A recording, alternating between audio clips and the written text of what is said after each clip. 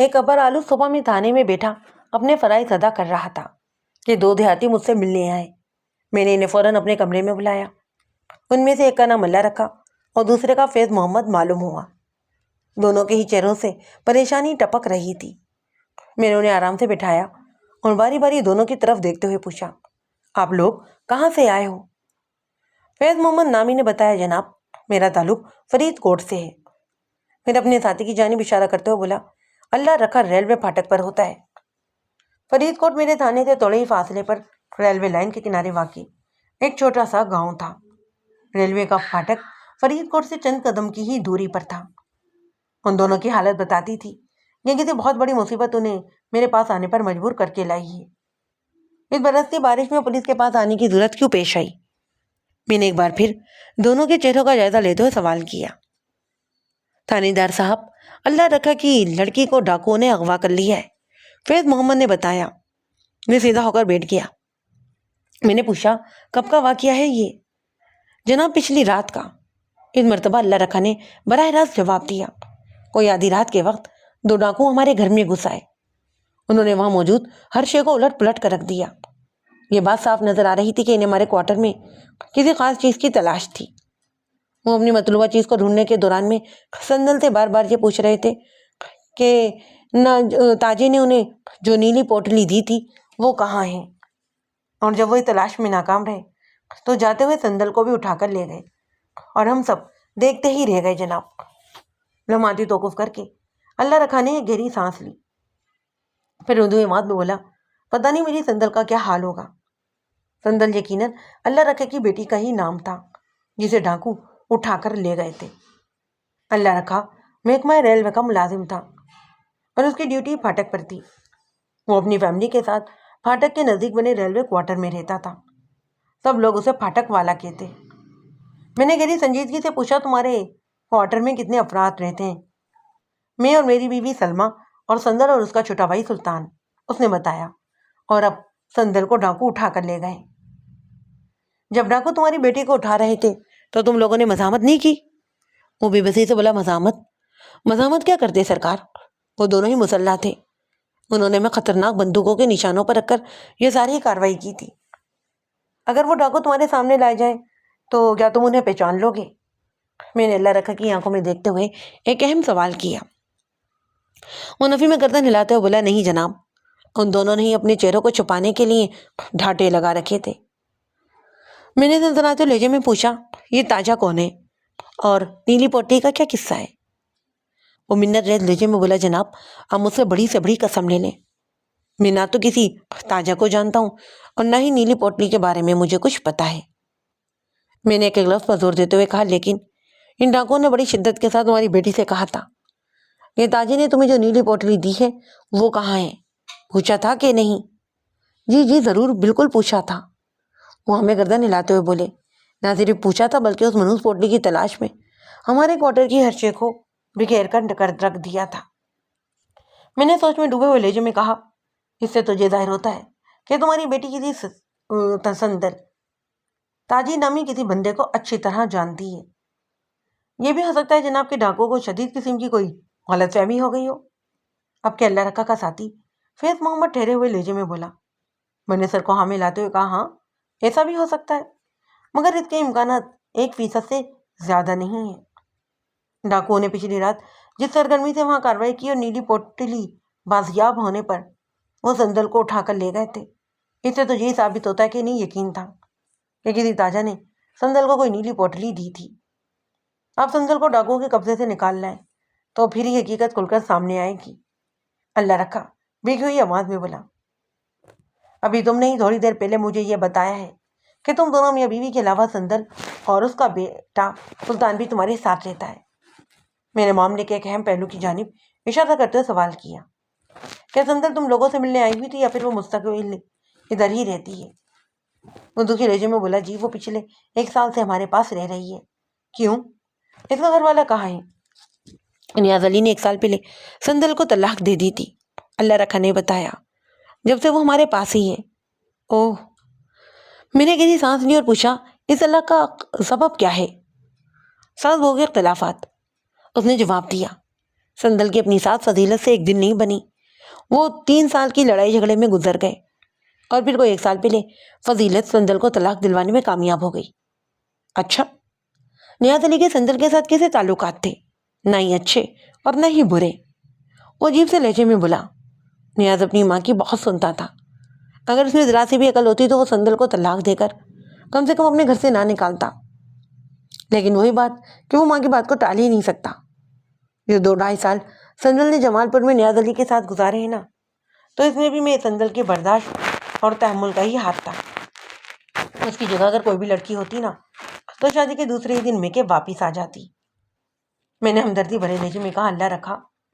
یہ تو ہوتا ہے، جو شوہر اپنی ماں کے اتنے زیادہ فرما بردار ہو جاتے ہیں نا، یہ صحیح اطاعت گزاری میں وہ اپنی بیوی کے حقوق بھی بھول جاتے ہیں. ان کا انجام کچھ اسی قسم کا ہوتا ہے. نیاز علی تو اتنا بھیس اور پتھر نکلا ہے کہ اس 1 سال میں اس نے اپنے بیٹے کی بھی یاد نہیں آئی. وہ کڑوے انداز میں بولا. طلاق کے وقت بھی اس نے جھوٹے منہ بھی ایک بار یہ نہیں کہا کہ وہ سلطان کو اپنے پاس رکھے گا. ہاں، بعض لوگ ایسے ہی شکل القلب ہوتے ہیں. میں نے سسری انداز میں کہا. پھر پوچھا، رات والی کارروائی میں کہیں نیاز علی کا ہاتھ تو نہیں؟ میرا نہیں خیال کہ اس اقوام میں نیاز علی کا ہاتھ ہو.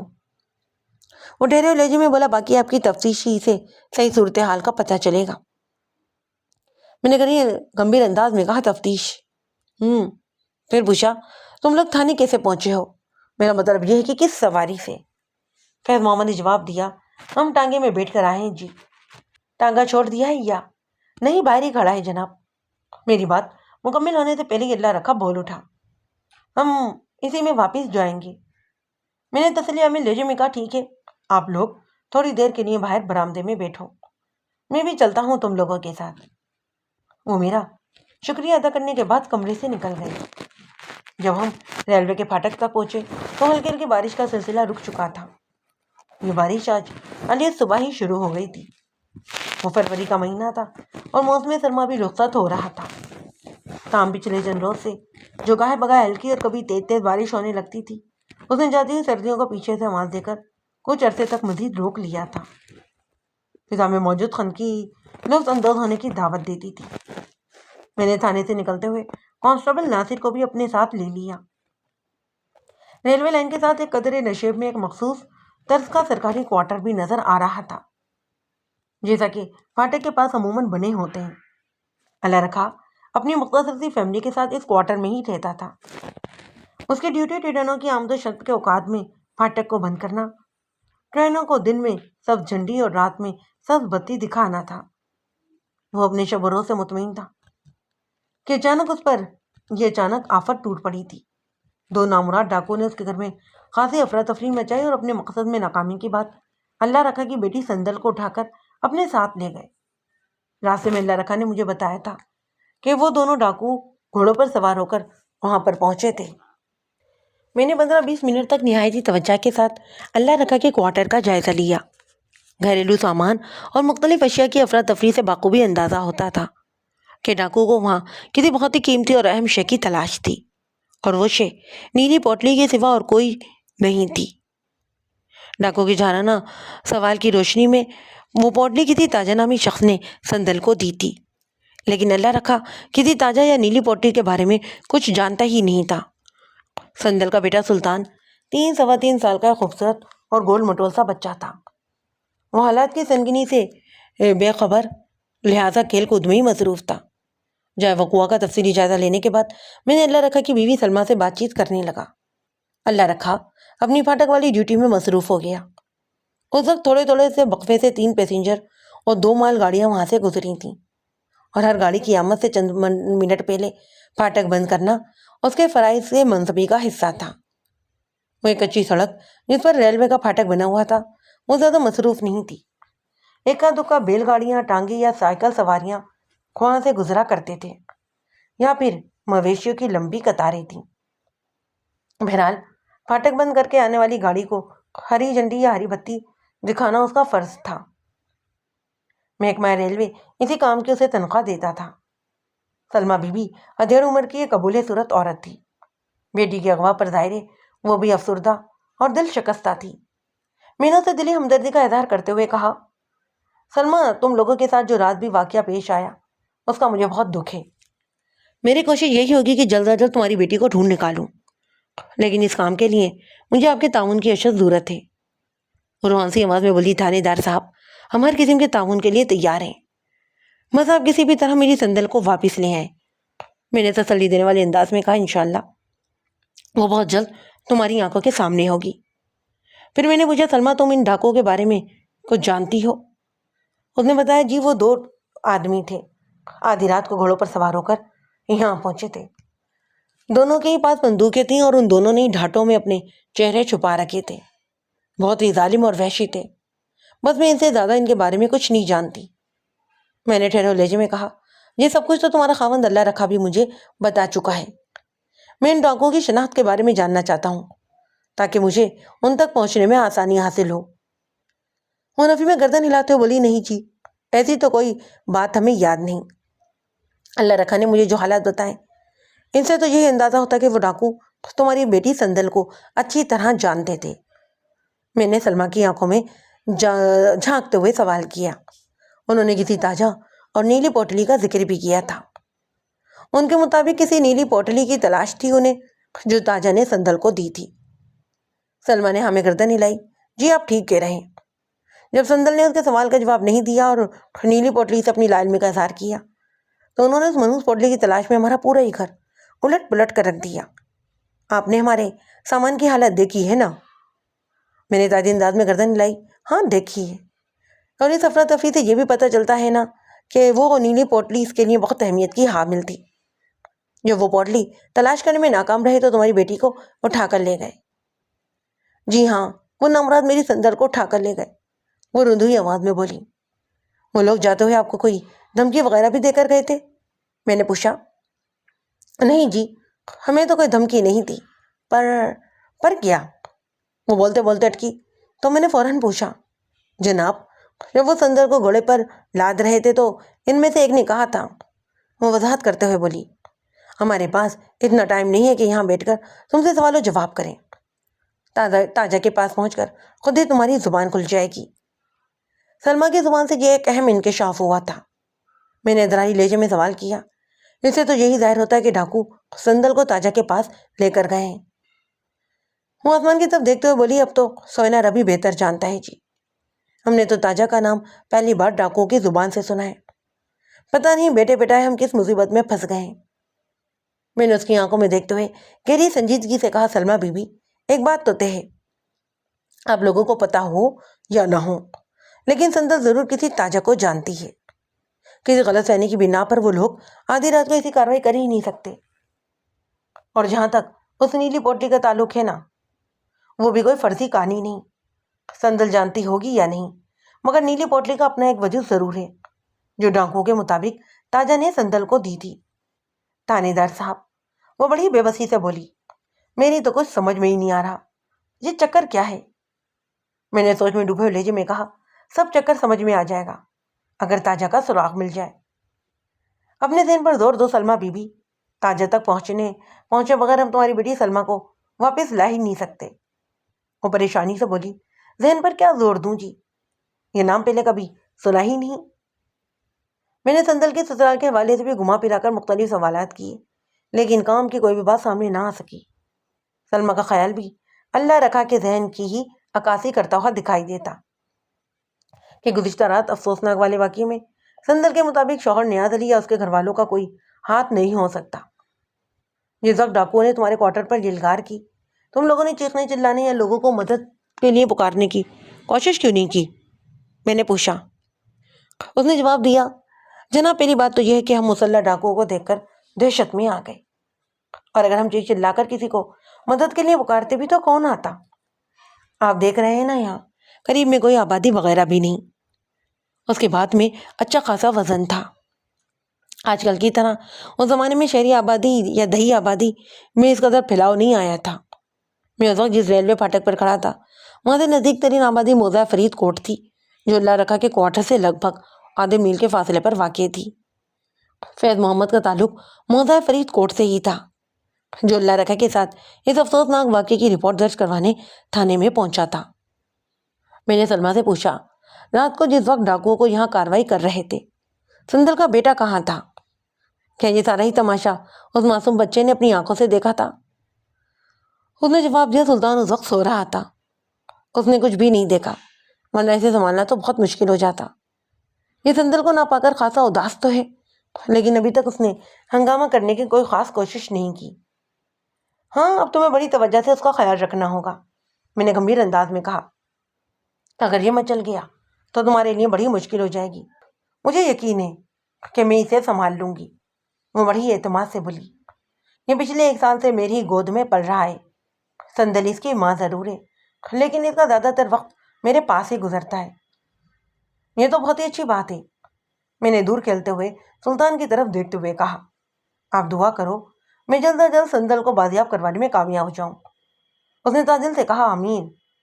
ہمارے درمیان گفتگو کا سلسلہ بھی جاری ہی تھا کہ اللہ رکھا بھی آ گیا۔ اس نے آ کر بتایا کہ اب 2 گھنٹے تک ادھر ادھر کسی گاڑی کا کوئی گزر نہیں ہوگا، لہٰذا میں فارغ ہی ہوں۔ میں نے اللہ رکھا سے مختلف سوالات گھما پھرا کر کی، لیکن کوئی بھی ایسی بات سامنے نہیں آ سکی جس کے سہارے میں ان 2 ڈاکوؤں کے تعاقب میں روانہ ہو سکتا۔ ان لوگوں نے ڈاکوؤں کے چہرے دیکھے ہی نہیں تھے، وہ انہیں آواز سے بھی نہیں پہچانتے تھے۔ نیلی پوٹلی اور تاجہ کے حوالے سے بھی انہوں نے اپنی مکمل لاعلمی کا اظہار کیا۔ میں نے ان حالات کی روشنی میں اللہ رکھا سے پوچھا، تم نے یہ تو دیکھا ہوگا نا کہ وہ ڈاکو کس طرف گئے تھے؟ اس نے ہمیں گردن ہلائی، کہا، جی ہاں۔ ایک جانب اشارہ کرتے ہوئے بولنے لگا، وہ لوگ اس طرف اندھیرے میں گم ہو گئے تھے۔ اللہ رکھا نے جس سمت اشارہ کیا یہ وہی کچی سڑک تھی جس پر ریلوے پھاٹک بنا ہوا تھا۔ یہ سڑک مشرق سے مغرب یا مغرب سے مشرق کی طرف جاتی تھی، اور اللہ رکھا نے دونوں ہی ڈاکوؤں کو مغرب کی جانب جاتے ہوئے دیکھا تھا، اور وہ دونوں ہی گھوڑوں پر سوار تھے، اور اللہ رکھا کی بیٹی سندل کو بھی اپنے ساتھ اٹھا کر لے گئے تھے۔ سمت کا تعین تو ہو گیا، لیکن عالیہ صبح ہونے والی بارش نے تفتیشی مراحل میں خاصی پیچیدگی پیدا کر دی تھی۔ میں گھوڑوں کے کھروں کی مدد سے ٹانگوں کی تلاش کا کام جاری رکھ ہی نہیں سکتا تھا۔ میں ٹانگے میں بیٹھ کر اس کچی سڑک پر کافی آگے تک آ گیا، لیکن کچھ سمجھ میں نہیں آیا کہ ڈاکو گئے ہوں گے تو کس طرف گئے ہوں گے۔ سڑک کی دونوں ہی جانب سرسبز و شاداب اور کھیتوں کا سلسلہ تحت نگاہ پھیلا ہوا دکھائی دیتا۔ یہ واردات پچھلی رات کو پیش آئی تھی۔ کموں کے پیش اس واقعے کو 12 گھنٹے گزر چکے تھے۔ اب تک تو وہ ڈاکو پتہ نہیں کہاں سے کہاں پہنچ چکے ہوں گے۔ فوری طور پر ان کے خلاف کوئی بھی عملی کارروائی کرنا ممکن ہی نہیں تھی۔ وہ آج کل کا تیز رفتار زمانہ نہیں تھا کہ میں فون کھٹکا کر ارد گرد کے علاقوں کو بھی چوکنا کر دیتا۔ بہرحال میری سوچ صرف 2 نکات پر آ کر رک گئی، نمبر 1 تاجہ، نمبر 2 نیلی پوٹلی۔ اگر ان دونوں میں سے کسی ایک کے بارے میں بھی معلومات حاصل ہو جاتی تو میں بآسانی ان ڈاکوؤں تک پہنچنے کی کوشش کر سکتا تھا۔ خیر، اب تو بارش نے سارے ہی کام خراب کر ڈالا تھا، ورنہ میں کھوجی کی مدد سے یہ ضرور جان لیتا کہ وہ نامراد ڈاکو کدھر سے آئے تھے اور کہاں پر گئے تھے۔ تمام تر صورتحال کا جائزہ لینے کے بعد میں نے تسلی بخش لہجے میں اللہ رکھا سے کہا، اللہ رکھا، زیادہ پریشان ہونے کی ضرورت نہیں ہے، میں انشاءاللہ بہت جلد تمہاری بیٹی کو بازیاب کروا لوں گا۔ بڑھائی آواز میں بولا، اللہ آپ کی زبان مبارک کرے جناب، لیکن اس کے ساتھ ساتھ تمہیں بھی ایک کام کرنا ہوگا، میں نے کہا۔ وہ سوالیہ نظر سے مجھے دیکھنے لگا۔ میں نے ٹھہرے ہوئے لہجے میں وضاحت کی، اپنی آنکھیں اور کان کو کھلے رکھو اور کسی طرح بھی یہ جاننے کی کوشش کرو کہ تاجہ اور نیلی پوٹلی کا قصہ کیا ہے۔ اگر اس رات سے پردہ اٹھ گیا نا تو پھر یہ بھی پتہ چل جائے گا کہ وہ ڈاکو لوگ تھے کون، اور وہ تمہاری بیٹی سندل کو کہاں لے کر گئے ہیں۔ وہ کمزور سی آواز میں بولا، جی اچھا، میں پتہ چلانے کی کوشش کرتا ہوں۔ میں نے پوچھا، سندل کے علاوہ بھی ڈاکو تمہارے گھر سے کچھ اٹھا کر لے کر گئے ہیں؟ اس نے کہا، نہیں جی، کچھ بھی نہیں۔ اس سے تو یہ ظاہر ہوتا ہے کہ وہ یہاں کسی نیلی پوٹلی کی تلاش میں آئے تھے، میں نے گہری سنجیدگی سے کہا، جو ان کے خیال میں کسی تاجر نے سندل کو دی تھی۔ سلمہ نے یہ بھی بتایا تھا کہ وہ ڈاکو جاتے ہوئے یہ کہہ کر گئے کہ وہ لوگ سندل کو تاجہ کے پاس لے کر جا رہے ہیں۔ اللہ رکھا نے ہمیں گردن ہلایا، کہنے لگا، ہاں انہوں نے یہ بات کی تھی۔ اس کا مطلب یہ ہوا کہ وہ تاجہ ان کے قبضے میں ہے۔ میں نے ایک ایک لفظ پر زور دیتے ہوئے کہا، ان کی اصل دشمنی تاجہ سے ہے، اور یہ دشمنی کسی نیلی پوٹلی کی وجہ سے ہے۔ ان کا خیال یہ ہے کہ تاجے نے نیلی پوٹلی سندل کو دی تھی۔ یقیناً یہ بات تاجہ نے ہی انہیں بتائی ہوگی۔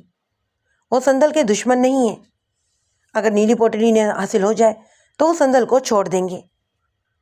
اللہ رکھا نے دھیمی آواز میں کہا، جناب آپ کی ساری باتیں میری سمجھ میں آ رہی ہیں، لیکن مسئلہ تو نیلی پوٹلی اور تاجے کا ہے نا۔ ہم نہ تو کسی تاجے کو جانتے ہیں اور نہ ہی کسی نیلی ویلی پوٹلی کا ذکر سنا ہے۔ بولتے بولتے اللہ رکھا کی آواز جھرجھرا سی گئی تھی۔ میں نے اس کا کندھا تھپ تھپایا اور ہمدردی بھرے لہجے میں کہا، اللہ رکھا مجھے تمہاری اس بات کا یقین ہے۔ میں تو یہ کہہ رہا ہوں کہ تم تاجہ اور نیلی پوٹلی کے بارے میں جاننے اور سراغ لگانے کی کوشش کرو۔ میں بھی ان ڈاکوں کا کھرا کھوج لگانے کی کوشش کرتا ہوں۔ اللہ کے حکم سے تمہاری بیٹی جلد ہی مل جائے گی۔ اللہ آپ کا بھلا کرے تھانے دار صاحب، وہ مجھے امید بھری نظروں سے دیکھتے ہوئے بولا۔ میں آپ کے حکم کے مطابق ضرور کوشش کروں گا۔ میں اللہ رکھا کو تسلی دلاسا دے کر واپس آ گیا۔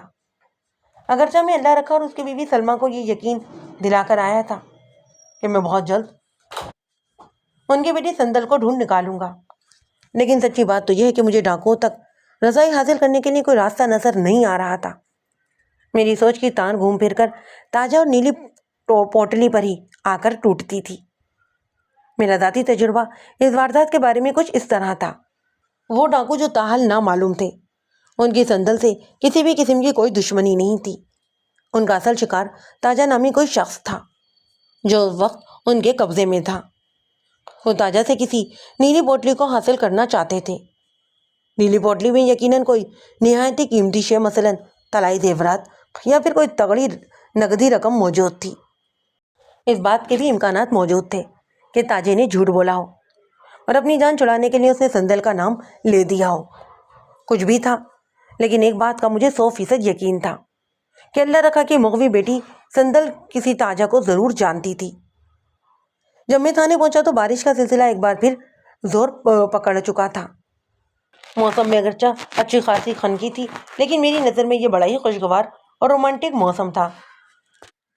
اس ڈرامائی بارش کی وجہ سے اگرچہ کھرے اور کھوج کا کوئی امکان تو باقی رہا ہی نہیں تھا، لیکن اس کا مطلب یہ نہیں تھا کہ میں ہاتھ پر ہاتھ رکھ کر بیٹھ جاتا۔ یہ کوئی معمولی واقعہ نہیں تھا۔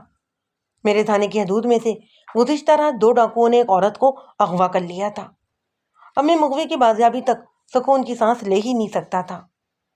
وہ کنویں سے نزدیک ترین 3 گاؤں واقع تھے۔ نصف میل شمال میں ریلوے کی پٹری کے ساتھ موزہ فرید کوٹ، مشرق میں کچے راستے کے کنارے ریلوے پھاٹک سے لگ بھگ 2 میل کے فاصلے پر موزہ شاہ پور، اور مغربی سمت 3 میل کی دوری پر جمال پور۔ جمال پور وہی گاؤں تھا جہاں سندل کبھی بیاہ کر گئی تھی اور پھر 1 سال پہلے طلاق لے کر واپس آ گئی تھی۔ میں نے اپنے عملے کے 3 ہوشیار قسم کے اہلکاروں کو سادہ لباس میں معلومات حاصل کرنے کے لیے ان تینوں ہی موضوعات کی جانب روانہ کر دیا۔ انہیں نہایت ہی احتیاط کے ساتھ کسی تاجہ نامی شخص کے بارے میں پتہ چلانا تھا، یا کسی ایسے بندے کا سراغ لگانا تھا جو اپنے علاقے سے پراسرار طور پر غائب ہو گیا ہو۔ میرا ذہن اس زاویے پر بھی سوچ رہا تھا۔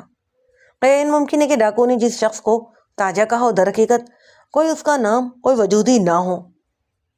3 اہلکاروں کو برستی بارش میں 3 مختلف گاؤں کی سمت روانہ کرنے کے بعد بھی مجھے چین نہیں آیا تھا۔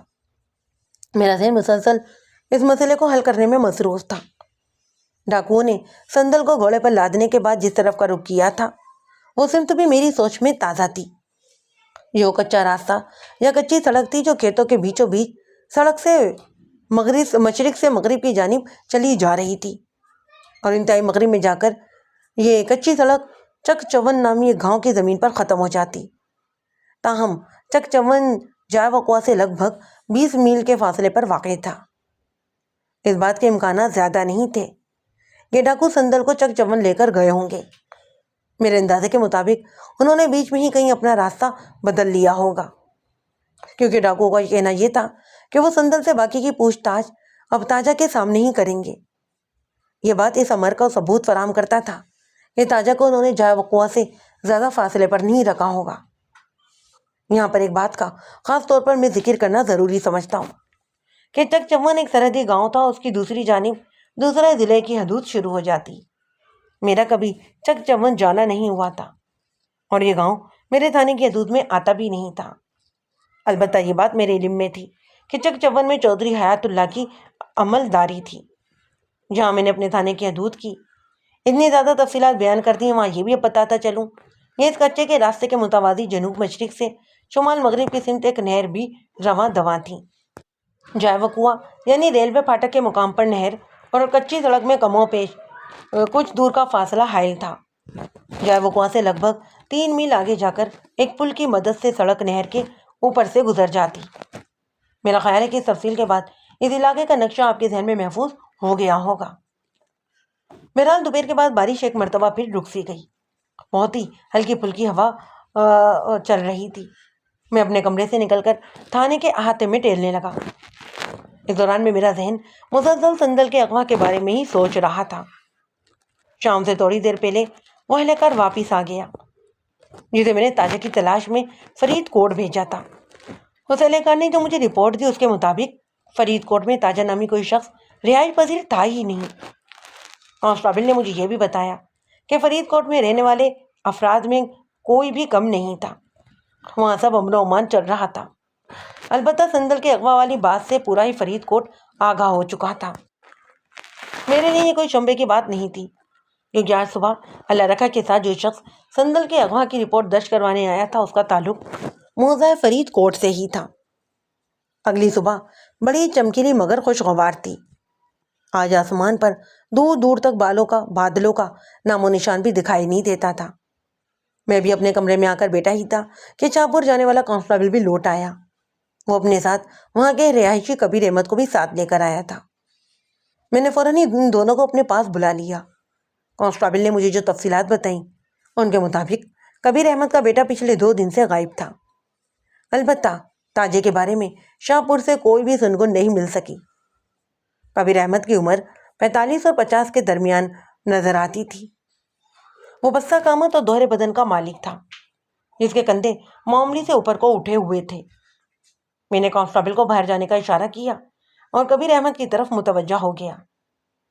میں نے اس کی آنکھوں میں دیکھتے سوال کیا، تمہارے بیٹے کا نام کیا ہے کبیر احمد؟ اس نے جواب دیا، اسلم جی، لیکن سب اسے اچھو کہتے ہیں جناب۔ وہ میرے بڑھاپے کا سہارا تھا، پتہ نہیں کہاں چلا گیا ہے۔ بولتے بولتے اس کی آواز رک گئی۔ وہ 2 دن سے غائب ہے۔ میں نے کبیر احمد کی آنکھوں میں دیکھتے ہوئے کہا، تم نے ابھی تک اس کی گمشدگی کی رپورٹ درج کیوں نہیں کروائی؟ 1 آدھ دن کے لیے تو وہ پہلے بھی ادھر ادھر کھو جایا کرتا تھا، اس نے بتایا، اسی لیے میں نے اس کی زیادہ پرواہ نہیں کی، اور اب تو 2 دن ہو گئے۔ کبیر احمد، تم نے تھوڑی دیر پہلے یہ بتایا کہ اچھو تمہارے بڑھاپے کا سہارا ہے۔ میں نے کہا، کیا اس کے علاوہ تمہاری کوئی اولاد نہیں؟ نہیں جی، بس ہم دونوں ہی ادھر شاہپور میں ایک ساتھ رہتے ہیں۔ اور تمہاری بیوی وغیرہ؟ میں نے اس کی طرف سوالی انداز میں دیکھا۔ وہ بے ساختہ بولا، جناب میں نے تو شادی ہی نہیں کی۔ میں نے چونک کر اس کی طرف دیکھا، کیا مطلب؟ جب شادی نہیں کی تو بیٹا کہاں سے آ گیا؟ وہ جی، میرا مطلب یہ ہے کہ وہ میرا بنایا ہوا بیٹا ہے۔ بنایا ہوا مطلب؟ منہ بولا۔ جی ہاں، اس نے ہمیں گردن ہلائی۔ تو گویا تم نے اپنے کسی رشتے دار کی اولاد کو بیٹا بنایا ہوا ہے؟ میں نے ٹھہرے ہوئے لہجے میں کہا، تمہیں اس کے والدین سے جا کر پوچھنا چاہیے تھا نا، ہو سکتا ہے کہ پچھلے 2 دن سے وہ اپنے سگے ماں باپ کے پاس ہو۔ نہیں جی، ایسا تو ہو ہی نہیں سکتا۔ وہ خاصی فکر مندی سے بولا، اس کا کوئی عزیز رشتے دار اس دنیا میں ہے ہی نہیں۔ اوہ، میں نے گہری سانس لی، پھر پوچھا، کبیر احمد وہ تمہارے ہتھے کیسے چڑھ گیا؟ جناب یہ کوئی 1 سال پہلے کی ہی بات ہے، وہ وضاحت کرتے ہوئے بولا۔ شاہپور میں ہر سال میلہ لگا کرتا ہے، وہ مجھے میلے میں ملا تھا۔ جلدی وہ میرے بہت قریب آ گیا، ہمارے درمیان اچھی خاصی ہم آہنگی ہو گئی۔ اس کے پاس ہنر تھا مگر رہنے کا ٹھکانہ نہیں۔ میرے پاس شاہپور میں ایک چھوٹا سا گھر ہے مگر کوئی مستقل آمدنی کا ذریعہ نہیں۔ اچھو نے مجھ سے کہا کہ اگر میں اسے اپنے گھر رہائش کی جگہ دے دوں تو وہ مجھے رزق روزگار سے بالکل بے نیاز کر دے گا۔ وہ کمائے گا اور ہم دونوں کھائیں گے۔ میں نے گہری سانس لی۔ اچھو کے پاس کمائی کا کون سا ایسا ہنر تھا؟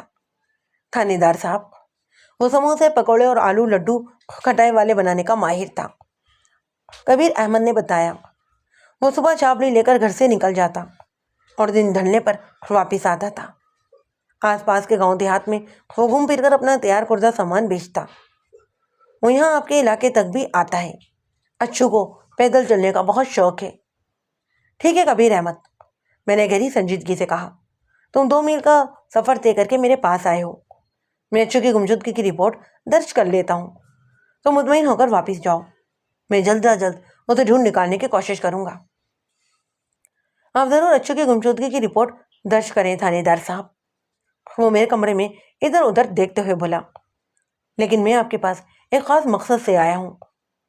اس کی آنکھوں اور چہرے کے تاثرات سے ظاہر یہ ہوتا کہ اس کے ذہن میں اچھو کی گمشدگی سے زیادہ کوئی اہم چیز موجود تھی۔ میں نے آنکھیں سکیٹ کر اس کی طرف دیکھا اور پوچھا، کون سا خاص مقصد کبیر احمد؟ آپ کا جو آدمی کسی تاجر کی تلاش میں شاہ پور گیا تھا نا، میں نے اسے بھی اپنے اس مقصد کے بارے میں کچھ نہیں بتایا۔ وہ نہایت ہی رازداری سے بولا، سنا ہے کہ یہاں پھاٹک والی لڑکی کو ڈاکوؤں نے اغوا کر لیا ہے۔ میں نے ہاں میں گردن ہلائی۔ ہاں کبیر احمد، تم نے بالکل ٹھیک سنا ہے، اللہ رکھا کہ لڑکی کو ڈاکوؤں نے واقعی اغوا کر لیا ہے، اور میرے اندازے کے مطابق تاجر جانتا ہے کہ سندل کو اغوا کیوں کیا گیا ہے۔ نماز توقف کر کے میں نے گہری سانس لی، پھر اپنی بات میں اضافہ کرتے ہوئے بولا، سندل کی اغوا کی تفصیلات سے اسے مزید آگاہ کیا۔ اس نے میری بات کو پوری توجہ اور دھیان سے سنا۔ میرے خاموش ہونے پر بولا، یہ تو بہت ہی برا ہوا ہے جناب۔ میں نے تازی انداز میں گردن ہلائی۔ ہاں واقعی بہت ہی برا ہوا ہے۔ پھر پوچھا، تم نے ابھی تک اپنے مقصد کی وضاحت نہیں کی، کیا تمہارے پاس تاجر سندل کے حوالے سے کچھ معلومات ہیں؟ وہ اپنی جیب میں ہاتھ ڈالتے ہوئے بولا، میں یقین سے تو کچھ نہیں کہہ سکتا تھانے دار صاحب۔ وہ اپنی جیب میں ہاتھ ڈالتے ہوئے بولا، پر میں آپ کو ایک چیز دکھاتا ہوں جی۔ تھوڑی دیر بعد کبیر احمد نے ایک پوسٹ کارڈ سائز کی تصویر نکال کر میری جانب بڑھا دی۔ میں نے یہ تصویر اس کے ہاتھ سے لے لی اور اس پر نظریں جما دیں۔ وہ 25 سے 30 سال کی ایک عورت کی تصویر تھی۔ میں نے نگاہ ڈال کر کبیر احمد کی طرف دیکھا اور پوچھا، کون ہے یہ؟ وہ صبح نماز میں بولا، میں اس عورت کو بالکل نہیں جانتا۔ میں نے پوچھا، یہ تصویر تمہیں کہاں سے ملی ہے اور مجھے دکھانے کا آخر مقصد کیا ہے؟ میرا خیال ہے کہ آپ اس تصویر کی مدد سے اچھو کو تلاش کر سکتے ہیں۔ وہ گہری سنجیدگی سے بولا، یہ مجھے اچھو کے سامان سے ملی ہے۔ کیا؟ میں نے بوجھل سی سانس لی۔ اس کا مطلب تو یہ ہے کہ تمہارا اچھو اس عورت کے ساتھ پیار ویار کی پینگیں بڑھا رہا تھا، کہیں ایسا تو نہیں کہ وہ خود ہی اس عورت کو بھگا کر لے گیا ہو؟ وہ سنسنی خیز لہجے میں بولا، جناب مجھے بھی اسی چیز کا خدشہ ہے، لیکن مجھے اس بات کا بھی یقین ہے کہ یہ عورت شاہ پور کی رہنے والی نہیں۔ آپ کو تصویر دینے کا مقصد ہی یہی ہے کہ آپ اسے اپنے آس پاس کے علاقوں میں تلاش کرنے کی کوشش کریں۔ وہ سارا ہی دن چاپڑی اٹھائے نگر نگر گھومتا رہتا تھا، پتہ نہیں کہاں کس کے ساتھ ٹانکا فٹ ہو گیا ہو۔ ہاں کبیر احمد، یہ راہ تم نے مجھے اچھی دکھائی ہے، میں نے تازی انداز میں گردن ہلاتے ہوئے کہا۔ تم اس تصویر کو میرے پاس چھوڑ جاؤ، اگر یہ پتہ چل گیا کہ یہ کون ہے، کہاں کی رہنے والی ہے، تو اس کی مدد سے اچھو کو ڈھونڈنے میں کافی آسانی ہو جائے گی۔ کبیر احمد نے میرا شکریہ ادا کیا اور دوبارہ آنے کا کہہ کر تھانے سے رخصت ہو گیا۔ میں موجودہ صورتحال پر غور و فکر کرنے لگا۔ سندل کے اغوا اور ڈاکو کے حوالے سے نیلی پوٹلی اور تاجہ والا معاملہ ابھی تک حل ہوا ہی نہیں تھا کہ کبیر احمد اچھو کی گمشدگی کا قصہ لے کر آ گیا تھا۔ جو تصویر اچھو کے سامان میں سے نکلی تھی، اس عورت کا یقیناً اچھو کے ساتھ کوئی جذباتی تعلق رہا ہوگا۔ اگر میں تصویر والی عورت تک پہنچ جاتا تو اس کی مدد سے اچھو کا بھی سراغ لگایا جا سکتا تھا۔ بہرحال اچھو کی گمشدگی سے کہیں زیادہ اہم معاملہ سندل کے اغوا کا تھا۔ اس کے حوالے سے کوئی بھی تاحال صراحت میرے ہاتھ نہیں آیا تھا۔ اب مجھے اس پولیس اہلکار کی واپسی کا انتظار تھا جسے میں نے موضع جمال پور کی طرف روانہ کیا تھا۔ دوپہر سے تھوڑی دیر پہلے فیض محمد میرے پاس آیا۔ یہ بندہ موضع فرید کوٹ کا رہنے والا تھا، اللہ رکھا کا دوست بھی۔ میں نے اسے فوراً ہی اپنے پاس بلایا اور رسمی سلام دعا کے بعد پوچھا، فیض محمد، اور کیا خبریں ہیں بھائی؟ وہ اپنے لہجے میں اداسی سماتے ہوئے بولا، خبریں اچھی نہیں ہیں جناب، اللہ رکھا کی حالت بہت خراب ہے، میں اسی کے کہنے پر آپ سے ملنے آیا ہوں جی۔ وہ اپنی بیٹی سندل کے لیے بہت پریشان ہے۔ میں نے تسلی دینے والے لہجے میں کہا، میں بڑی شد و مت سے سندل اور نامراد ڈاکوؤں کا سراغ لگانے کی کوشش کر رہا ہوں، اور انشاءاللہ میں بہت جلد اس مقصد میں کامیاب بھی ہو جاؤں گا۔ وہ خلوص دل سے بولا، اللہ آپ کی زبان مبارک کرے جی۔ فیض محمد، میں نے ایک فوری خیال کے تحت پوچھ لیا، کیا تم کسی اچھو کو جانتے ہو؟ اچھو؟ وہ گہری سوچ میں پڑ گیا۔ کیا یہ بندہ فرید کوٹ کا رہنے والا ہے؟ فرید کوٹ کا نہیں، شاہ پور کا، میں نے اس کی آنکھوں میں دیکھتے ہوئے کہا۔ وہ جو چاپڑی اٹھائے آلو لڈو کھٹائی والا بیچتا پھرتا تھا۔ اچھا اچھا، وہ اچھو۔ وہ جلدی سے ہمیں گردن ہلاتے ہوئے بولا، اس اچھو کو میں کیا، اس کو تو پورا ہی علاقہ جانتا ہے جی۔ اس کے سموسے اور آلو لڈو کھٹائی والے بہت ہی چٹپٹے اور مزے کے ہوتے ہیں، میں نے خود کئی بار لے کر کھائے ہیں۔ وہ لمحے بھر کو رکا، پھر ٹٹولنے والی نظر سے مجھے دیکھتے ہوئے بولا، پر جناب اچھو کو کیا ہوا ہے؟ آپ نے ایسا کیوں کہا ہے کہ وہ آلو لڈو کھٹائی والے بیچتا پھرتا تھا؟ کہیں وہ… میں نے فیض محمد کے سوال کا جواب دیتے ہوئے کہا، وہ پچھلے 2 دن سے غائب ہے، اور ابھی تھوڑی دیر پہلے اچھو کا باپ کبیر احمد شاہ میرے پاس آیا تھا اس کی گمشدگی کی رپورٹ درج کروانے۔ میں نے کبیر احمد کا جان بوجھ کر ذکر کیا تاکہ یہ جان سکوں کہ فیض محمد اس حقیقت سے آگاہ ہے بھی یا نہیں کہ اچھو کبیر احمد کا سگا بیٹا نہیں، لیکن فیض محمد نے اس حوالے سے کسی بھی خاص رد عمل کا اظہار کیا ہی نہیں۔ وہ سوچتے ہوئے لہجے میں بولا، اچھو بھلا کہاں گم ہو سکتا ہے؟ میں نے 2-3 دن پہلے بھی اس سے آلو لڈو کھٹائی والے لے کر کھائے تھے، بلکہ یہ تو اسی دن کی بات ہے جب سندل کو اغوا کیا گیا ہے، یعنی جس دن میں اچھو سے آلو لڈو کھٹائی والے لیے تھے اس آنے والی رات میں سندل کو اغوا کیا گیا۔ مجھے پتا چلا ہے، میں نے فیض محمد کی آنکھوں میں دیکھتے ہوئے ایک چال چلی، اچھو اکیلا ہی گم نہیں ہوا۔ اس نے حیرت بھری نظر سے مجھے دیکھا، اکیلا گم نہیں ہوا؟ اس بات کا کیا مطلب ہے جی؟ مطلب یہ کہ وہ اپنے ساتھ ایک عورت کو بھی بھگا کر لے کر گیا ہے، اور اس عورت کا تعلق تمہارے گاؤں فرید کوٹ سے ہے۔ وہ اچھل پڑا، جناب یہ آپ کیا کہہ رہے ہیں؟ آپ کس عورت کا ذکر کر رہے ہیں؟ فرید کوٹ سے تو کوئی بھی عورت غیر حاضر ہی نہیں۔ اگر ایسا کوئی معاملہ ہوتا نا تو میں بے خبر کیسے رہ سکتا تھا؟ میں نے اپنی میز کی جانب ہاتھ بڑھاتے ہوئے اس عورت کی تصویر نکالی۔ میں نے کہا، ہو سکتا ہے کہ تم اسے دیکھ کر پہچان جاؤ۔ میں نے اپنی میز کی درا سے وہ تصویر نکال کر کبیر احمد کو دے دی۔ اس نے میرے ہاتھ سے تصویر لے کر دیکھی تو چل ہی پڑا۔ بے ساختہ اس کے منہ سے نکلا، یہ تو سندل ہے، سندل، اللہ رکھا کی بیٹی۔ اس کے انکشاف نے مجھے ہلا کر رکھ دیا۔ میں نے چپتی ہوئی نظر سے اس کی طرف دیکھا اور پوچھا، فیض محمد کیا تمہیں یقین ہے کہ یہ اسی سندل کی تصویر ہے جسے ڈاکوؤں نے اللہ رکھا کے کوارٹر سے اغوا کر لیا ہے؟ جناب میں یقین ہونے یا نہ ہونے کی بات ہی کیا ہے، بڑے اعتماد سے بولا، اللہ رکھا کی ایک ہی لڑکی ہے اور میں اسے اچھی طرح جانتا ہوں، اس کا نام سندل ہے اور جیسی سندل کی تصویر ہے۔ اور اگر آپ کو مجھ پر اعتبار نہ ہونا تو آپ اللہ رکھا سے اس عمر کی تصدیق کر سکتے ہیں۔ میں نے دراری لہجے میں کہا، ہاں اس سے تو میں بڑی اچھی طرح سے ٹھیک ٹھاک تصدیق کروں گا ہی، لیکن سوال یہ پیدا ہوتا ہے، یہ سندل کی تصویر اچھو کے پاس پہنچی کیسے؟ تھانے دار صاحب، اچھو پھیری لگا لگا کر نگر نگر آلو لڈو کھٹائی والے سموسے وغیرہ بیچا کرتا تھا۔ وہ اپنی سمجھ بوجھ کے مطابق وضاحت کرتے ہوئے بولا، اللہ رکھا کے گھر والے بھی اس سے چٹپٹی اور مسالے دار چیزیں لے کر کھاتے تھے۔ ہو سکتا ہے کہ آپ میرا مطلب سمجھ رہے ہیں نا؟ میں نے فیض محمد کی آنکھوں میں دیکھتے ہوئے کہا، جان لو کہ میں انتہائی ناسمجھ تھانے دار ہوں، تمہارے ذہن میں جو بھی ہے صاف صاف الفاظ میں مجھے بتاؤ۔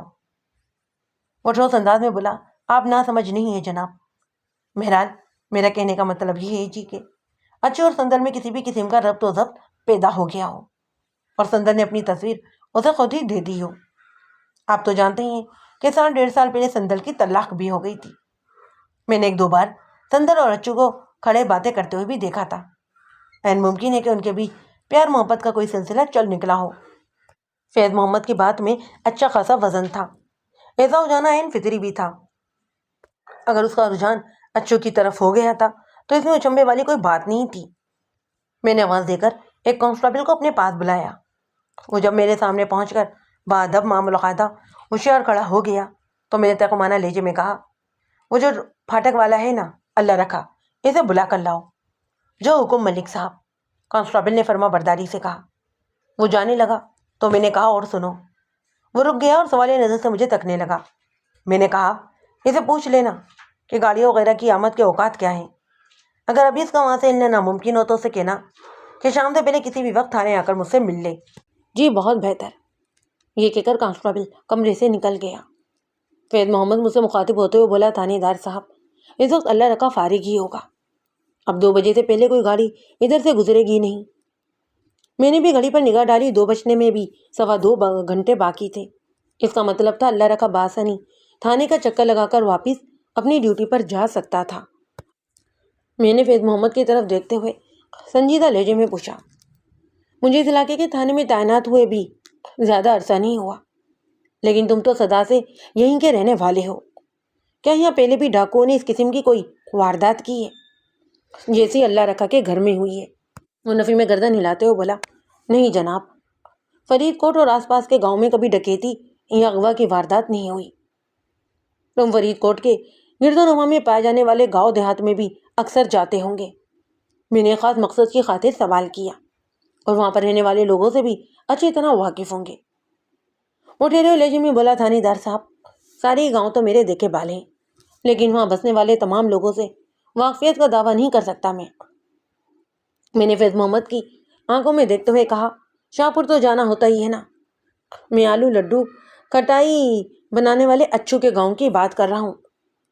جی بالکل، وہاں تو جانا ہوتا ہی ہے، اس نے الجھن زدہ لہجے میں جواب دیا۔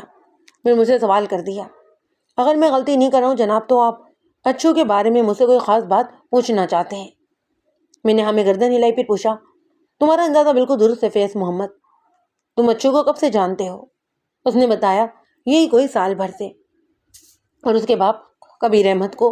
میں سمجھا نہیں۔ الجھن بھرے انداز میں مجھے دیکھنے لگا۔ آپ مجھ سے کیا پوچھنا چاہتے ہیں؟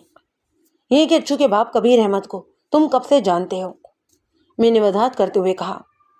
اس نے بتایا، اس بندے سے تو میرا کبھی واسطہ ہی نہیں رہا جناب، اسی لیے جاننے کا دعویٰ میں کر ہی نہیں سکتا۔ ہاں، 2-4 بار دیکھا ہے اسے میں نے۔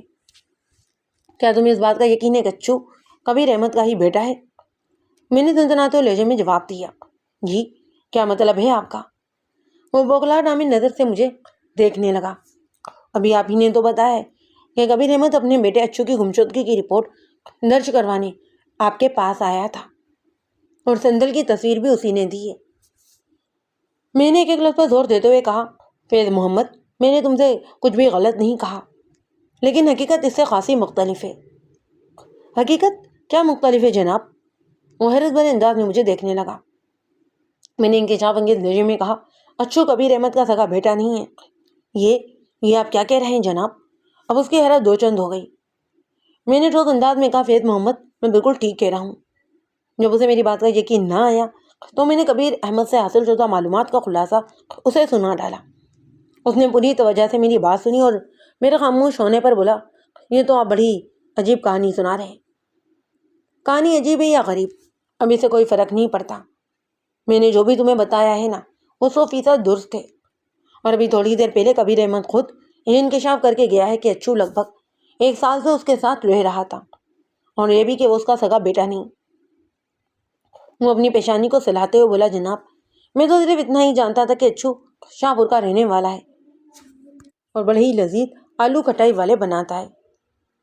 اس سے زیادہ مجھے کچھ پتا نہیں تھا۔ میں تم سے زیادہ کچھ پوچھوں گا بھی نہیں، تم خواہ پریشان ہونے کی کوشش نہ کرو، میں نے سمجھانے والے انداز میں کہا۔ اس وقت یہ بات زیادہ اہم نہیں کہ اچھو کبیر احمد کا سگا بیٹا تھا یا نہیں، پھر کون سی بات اہم ہے جی؟ وہ الجھن بھری نظر سے مجھے دیکھنے لگا۔ اچھو اچانک کہیں غائب ہو گیا ہے، وہ بھی اپنی چھابڑی سمیت، میں نے سنجیدہ انداز میں وضاحت کرتے ہوئے کہا۔ اور اس کے 1 دن کے بعد ہی اللہ رکھی کی بیٹی سندل کو 2 ڈاکوؤں نے رات کی تاریکی میں اغوا کر لیا۔ یہ کہیں نہ کہیں ایک ہی سلسلے کی کڑیاں تو نہیں ہیں فیض محمد؟ وہ سادگی سے بولا، جناب، سونا رب ہی بہتر جانتا ہے، سونا رب تو ہمیشہ سب سے بہتر ہی جانتا ہے، اور اس میں کسی شک و شبے کی گنجائش تلاش بھی نہیں کی جا سکتی، میں نے پورے اعتماد سے کہا۔ لیکن اس نے ہمیں سوچنے اور سمجھنے کے لیے دماغ بھی تو دیا ہے، لہٰذا ہم بھی بہت کچھ جان سکتے ہیں۔ فیض محمد، میں تم سے یہ ساری باتیں اس لیے کر رہا ہوں کہ تم مجھے ایک بھلے ماس اور اللہ رکھا کے سچے ہمدرد نظر آتے ہو۔ تم بھی یہی چاہتے ہو کہ اللہ رکھا کی بیٹی جلد از جلد بازیاب ہو جائے۔ وہ جلدی سے ہمیں گردن ہلاتے ہوئے کہا، جی بالکل، آپ نے تو میرے دل کی بات کہہ دی ہے۔ مجھے تو یوں محسوس ہو رہا ہے جیسے میری اپنی بیٹی کو ڈاکوؤں نے اغوا کر لیا ہو۔ اللہ رکھا کے لیے تمہارے اخلاص کو میں نے پہلے ہی دن محسوس کر لیا تھا، میں نے گہری سنجیدگی سے کہا۔ اس تصویر کی بنا پر اچھو اور سندل کے درمیان کسی سنجیدہ رابطے کا سراغ تو مل ہی گیا ہے۔ میں اب تمہارے سامنے اللہ رکھا سے اس حوالے سے پوچھ گچھ کروں گا، لیکن تم اپنے طور پر علیحدگی میں اسے رہ دینے کی کوشش کرنا، یہ نہایت ہی اہم معاملہ ہے۔ وہ خاصے مضبوط لہجے میں بولا، جناب آپ بالکل بے فکر ہو جائیں، میں اللہ رکھا کو کریت کر حقیقت اگلوا لوں گا۔ اگر اچھو سندل سے 1 دن پہلے اچانک غائب نہ ہو گیا ہوتا تو اسے شامل تفتیش کر کے بہت کچھ اگلوایا جا سکتا تھا۔ میں نے سوچ میں ڈوبے ہوئے لہجے میں کہا۔ لیکن اب تو یہ معاملہ خاصا پیچیدہ ہو گیا ہے۔ میں نے لمحے بھر کے لیے توقف کیا تو فیض محمد سوالیہ نظر سے مجھے دیکھنے لگا، تاہم اس نے منہ سے ایک لفظ نہیں نکالا۔ میں نے اپنی بات کو آگے بڑھاتے ہوئے کہا، پیچیدہ بھی اور خاصا خطرناک بھی۔ اللہ رکھا اور اس کی گھر والی سلمہ سندل کے کسی بھی مرد کے ساتھ تعلقات کے بارے میں کچھ نہیں جانتے۔ دوسری جانب ڈاکو کے الفاظ بھی تمہیں یاد ہوں گے۔ وہ سندل کو اٹھا کر لے جانے کی نیت سے اللہ رکھا کے کوارٹر میں نہیں گھسے تھے، بلکہ انہیں کسی نیلی پوٹلی کی تلاش تھی جو ان ڈاکوؤں کے مطابق تاجہ نامی کسی شخص نے سندل کو دی تھی۔ سندل نے جب تاجہ اور نیلی پوٹلی سے اپنی لالمی کا اظہار کیا تو وہ یہ کہتے اسے اپنے ساتھ لے گئے کہ باقی کی پوچھ گچھ وہ سندل کو تاجہ کے سامنے بٹھا کر کریں گے، جس کا واضح مطلب یہی تھا کہ تاجہ اس وقت ان کے قبضے میں تھا۔ فیض محمد نے سرسراتی آواز میں کہا، تھانے دار صاحب، کہیں یہ اچھو اور تاجہ ایک ہی شخص کے دو نام تو نہیں؟ میں نے ستائشی انداز سے اس کی طرف دیکھا۔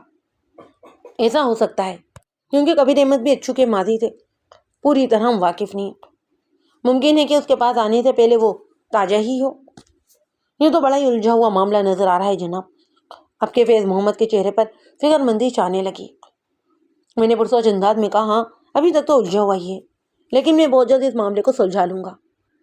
ادھر میری بات ختم ہوئی، ادھر مجھے اللہ رکھا کی آمد کی اطلاع مل گئی۔ میں نے فوراً اسے اپنے پاس بلا لیا۔ اس نے میرے پاس پہنچ کر ادب سے مجھے سلام کیا اور میں نے اسے بیٹھنے کے لیے کہا۔ وہ ایک کرسی کھینچ کر بیٹھ گیا۔ فیض محمد کو پہلے سے میرے سامنے موجود پا کر وہ ایک لمحے کے لیے چونکا ضرور تھا، تاہم اس نے کچھ کہنے کی ضرورت محسوس نہیں کی۔ اور سناؤ اللہ رکھا، تمہاری ڈیوٹی کیسی چل رہی ہے؟ وہ کمزور سے آواز میں بولا، ڈیوٹی تو ڈیوٹی ہوتی ہے جناب، ہر حال میں کرنی ہی پڑتی ہے۔ نہ تو ٹرینیں رک سکتی ہیں اور نہ ہی میری ڈیوٹی، چاہے دنیا میں کچھ بھی ہوتا رہے۔ بات کے اختتام پر اس نے اپنی آنکھوں کے نم ہوتے گوشوں کو ہاتھ کے پچھ سے صاف کیا اور امید بری مگر شگفتہ نظروں سے مجھے دیکھنے لگا۔ میں نے اس کی نگاہوں کے موفوں کو بہت گہرائی تک پڑھ لیا اور تسلی دینے والے لہجے میں کہا، اللہ رکھا، مایوسی گناہ ہوتا ہے، اللہ کی رحمت سے ہر حال میں امید رکھنا چاہیے۔ وہ بڑا ہی نقطۂ نواز ہے۔ میں مایوس نہیں ہوں جناب، وہ روحان سی آواز میں بولا، پر میں کیا کروں؟ سندل کا چہرہ بار بار میری نگاہوں کے سامنے گھوم جاتا ہے۔ میں نے اس کے چہرے پر نگاہ جماتے ہوئے کہا، مجھے ایک سراغ ملا ہے۔ سراغ؟ اس کی ویران آنکھوں میں چمک ابھر آئی۔ کیسا سراغ تھانے دار صاحب؟ کیا آپ نے میری سندل کا پتہ چلا لیا ہے؟ کسی حد تک یہ باتیں کہی جا سکتی ہیں، میں نے بس سطور اس کی آنکھوں میں دیکھتے ہوئے کہا۔ دراری لہجے میں بولا، تھانے دار صاحب بجھارتے نہیں ڈالیں، بتائیں آپ کو سندل کے بارے میں کون سا سراغ ملا ہے؟ میرے دل کو کچھ ہو رہا ہے۔ جب ڈاکو تمہارے کوارٹر میں گھسے تھے تو انہوں نے کسی تاجہ اور نیلی پوٹلی کا ذکر کیا تھا۔ میں نے ٹھہرے ہوئے لہجے میں کہا، کیا تھا یا نہیں؟ وہ الجھن زدہ انداز میں مجھے تکنے لگا، جی ہاں کیا تھا۔ نیلی پوٹلی تو ابھی تک ایک معمہ ہی بنی ہوئی ہے۔ میں نے نفسیاتی حربے کو دھیرے دھیرے آزمانے کا عمل جاری رکھا، لیکن میں نے تاجے کا کھوج لگا لیا ہے۔ کون ہے وہ کلا کر رہ گیا۔ میں نے منقص انداز میں کہا، تم بھی اسے اچھی طرح جانتے ہو۔ میں؟ اس کی آنکھوں میں الجھن سی تیرنے لگی۔ پھر فیض محمد کی طرف دیکھتے ہوئے بولا، تھانے دار صاحب کیا کہہ رہے ہیں؟ میں نے اللہ رکھا کی آمد کی اطلاع کے ساتھ ہی سندل کی تصویر کو اپنی میز کی دراز میں رکھ دیا تھا۔ میں نے وہ تصویر اللہ رکھا کو دکھانے کے لیے دراز کی سمت ہاتھ بڑھا دیا۔ فیض محمد نے اللہ رکھا کے سوال کے جواب میں کہا، پتہ نہیں یار، ابھی تمہارے آنے سے پہلے تھانے دار صاحب مجھ سے بھی یہی بات کہہ رہے تھے۔ میں نے سندل کی تصویر اس کی جانب سرکا دی۔ یہ تصویر دیکھو اللہ رکھا۔ اس نے تصویر دیکھی تو بے ساختہ تھا، اس کے منہ سے نکلا، یہ تو میری بیٹی ہے، میری سندل کی تصویر ہے یہ۔ چلو اچھی بات ہے، تم نے اپنی بیٹی کی تصویر کو اچھی طرح پہچان لیا ہے۔ جی، اگر سندل کو میں نہیں پہچانوں گا تو پھر کون پہچانے گا؟ پتہ ہے یہ تصویر مجھے کہاں سے ملی ہے؟ نہیں۔ وہ سوالیہ نظر سے مجھے تکنے لگا۔ میں نے نفسیاتی ٹریٹمنٹ جاری رکھتے ہوئے کہا، تاجہ کے سامان میں سے۔ اب تم مجھے بتاؤ گے کہ تمہاری بیٹی کی تصویر تاجہ کے پاس کیسے پہنچی؟ تم تو تاجہ کو جانتے ہی نہیں۔ میری اس نوعیت کی پوچھ گچھ کا مقصد ہرگز اللہ رکھا کو ہراسا یا پریشان کرنا نہیں تھا۔ وہ بیچارہ تو پہلے ہی بے حد پریشان تھا۔ میں دراصل ایسا کوئی سراغ لگانا چاہتا تھا جو سندل کی تلاش میں میرے لیے مددگار ثابت ہو سکتا ہو، اور ابھی تک جو حالات منظر عام پر آئے تھے وہ میرے لیے اطمینان بخش نہیں تھے۔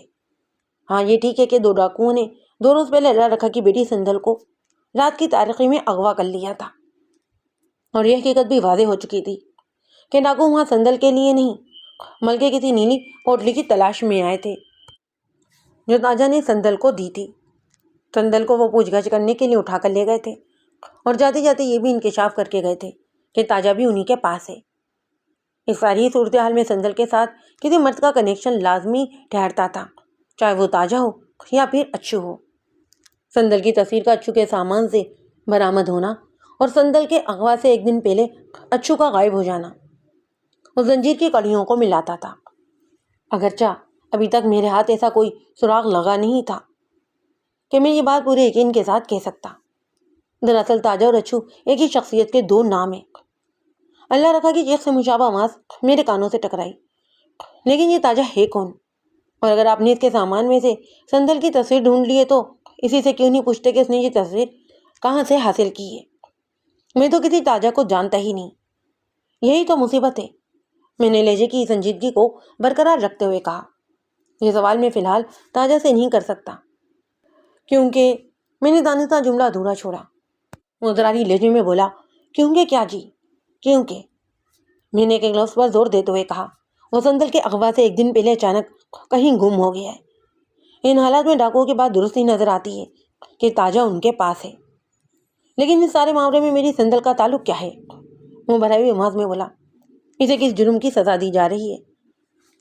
میں نے گہری سنجیدگی سے کہا، اللہ رکھا، میں صرف سندل اور تاجہ کے باہمی تعلق کی تصدیق چاہتا ہوں، باقی معاملات سے میں خود ہی نپٹ لوں گا۔ آپ قرآن پاک لا کر میرے سر پر رکھ دیں جناب، وہ بے بسی سے بولا۔ میں سے زیادہ اور کچھ نہیں کہہ سکتا، آپ کو یقین آئے یا نہ آئے، پر میں کسی تاجہ سے واقف نہیں ہوں۔ اچھو سے تو واقف ہونا، میں نے اس کی آنکھوں میں دیکھتے ہوئے کہا، آلو لڈو کھٹائی والے اچھو سے جو ادھر شاہ پور میں رہتا ہے۔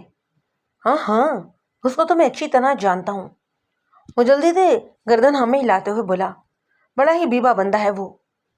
یہ بیوہ بندہ سندل کے اغوا سے ایک دن پہلے کہیں گم ہو گیا تھا اور ابھی تک گم شدہ ہے، میں نے ٹھہرے ہوئے لہجے میں کہا۔ سندل کی تصویر بھی اسی کے سامان میں سے برآمد ہوئی ہے۔ آج صبح ہی شاہپور سے کبیر احمد کی گمشدگی کی رپورٹ درج کروانے آیا تھا، یہ تصویر بھی اسی نے مجھے دی ہے۔ اوہ، اللہ رکھا نے افسوسناک انداز میں گردن ہلائی۔ جب بھی میں کہوں وہ اتنے دن سے غائب کہاں ہے؟ وہ تو روزانہ پھیری لگانے آتا تھا، ہم ان سے سموسے اور آلو کھٹائی والے خریدا کرتے تھے۔ مڑائی شریف اور بلا ماز بندہ ہے جی۔ اللہ رکھا نے ایک بار پھر اچھو کی تعریف کی تو مجھے یہ سمجھنے میں ذرا بھی دقت محسوس نہ ہوئی کہ اچھو سندل کے ساتھ ساتھ اللہ رکھا کو بھی اپنے شیشے میں اتار چکا تھا، خاصا کاریگر معلوم ہوتا تھا۔ میں نے گہری سنجیدگی سے کہا، تمہارا یہ بیوہ بندہ اچھو بڑی بیوائی سے تمہاری بیٹی سندل کے ساتھ محبت کا کھیل کھیل رہا تھا اللہ رکھا، اور مجھے شک ہے کہ وہ اچھو نہیں بلکہ تاجہ ہے۔ جی، یہ آپ کیا کہہ رہے ہیں؟ وہ حیرت بھری نظر سے مجھے دیکھتے ہوئے بولا۔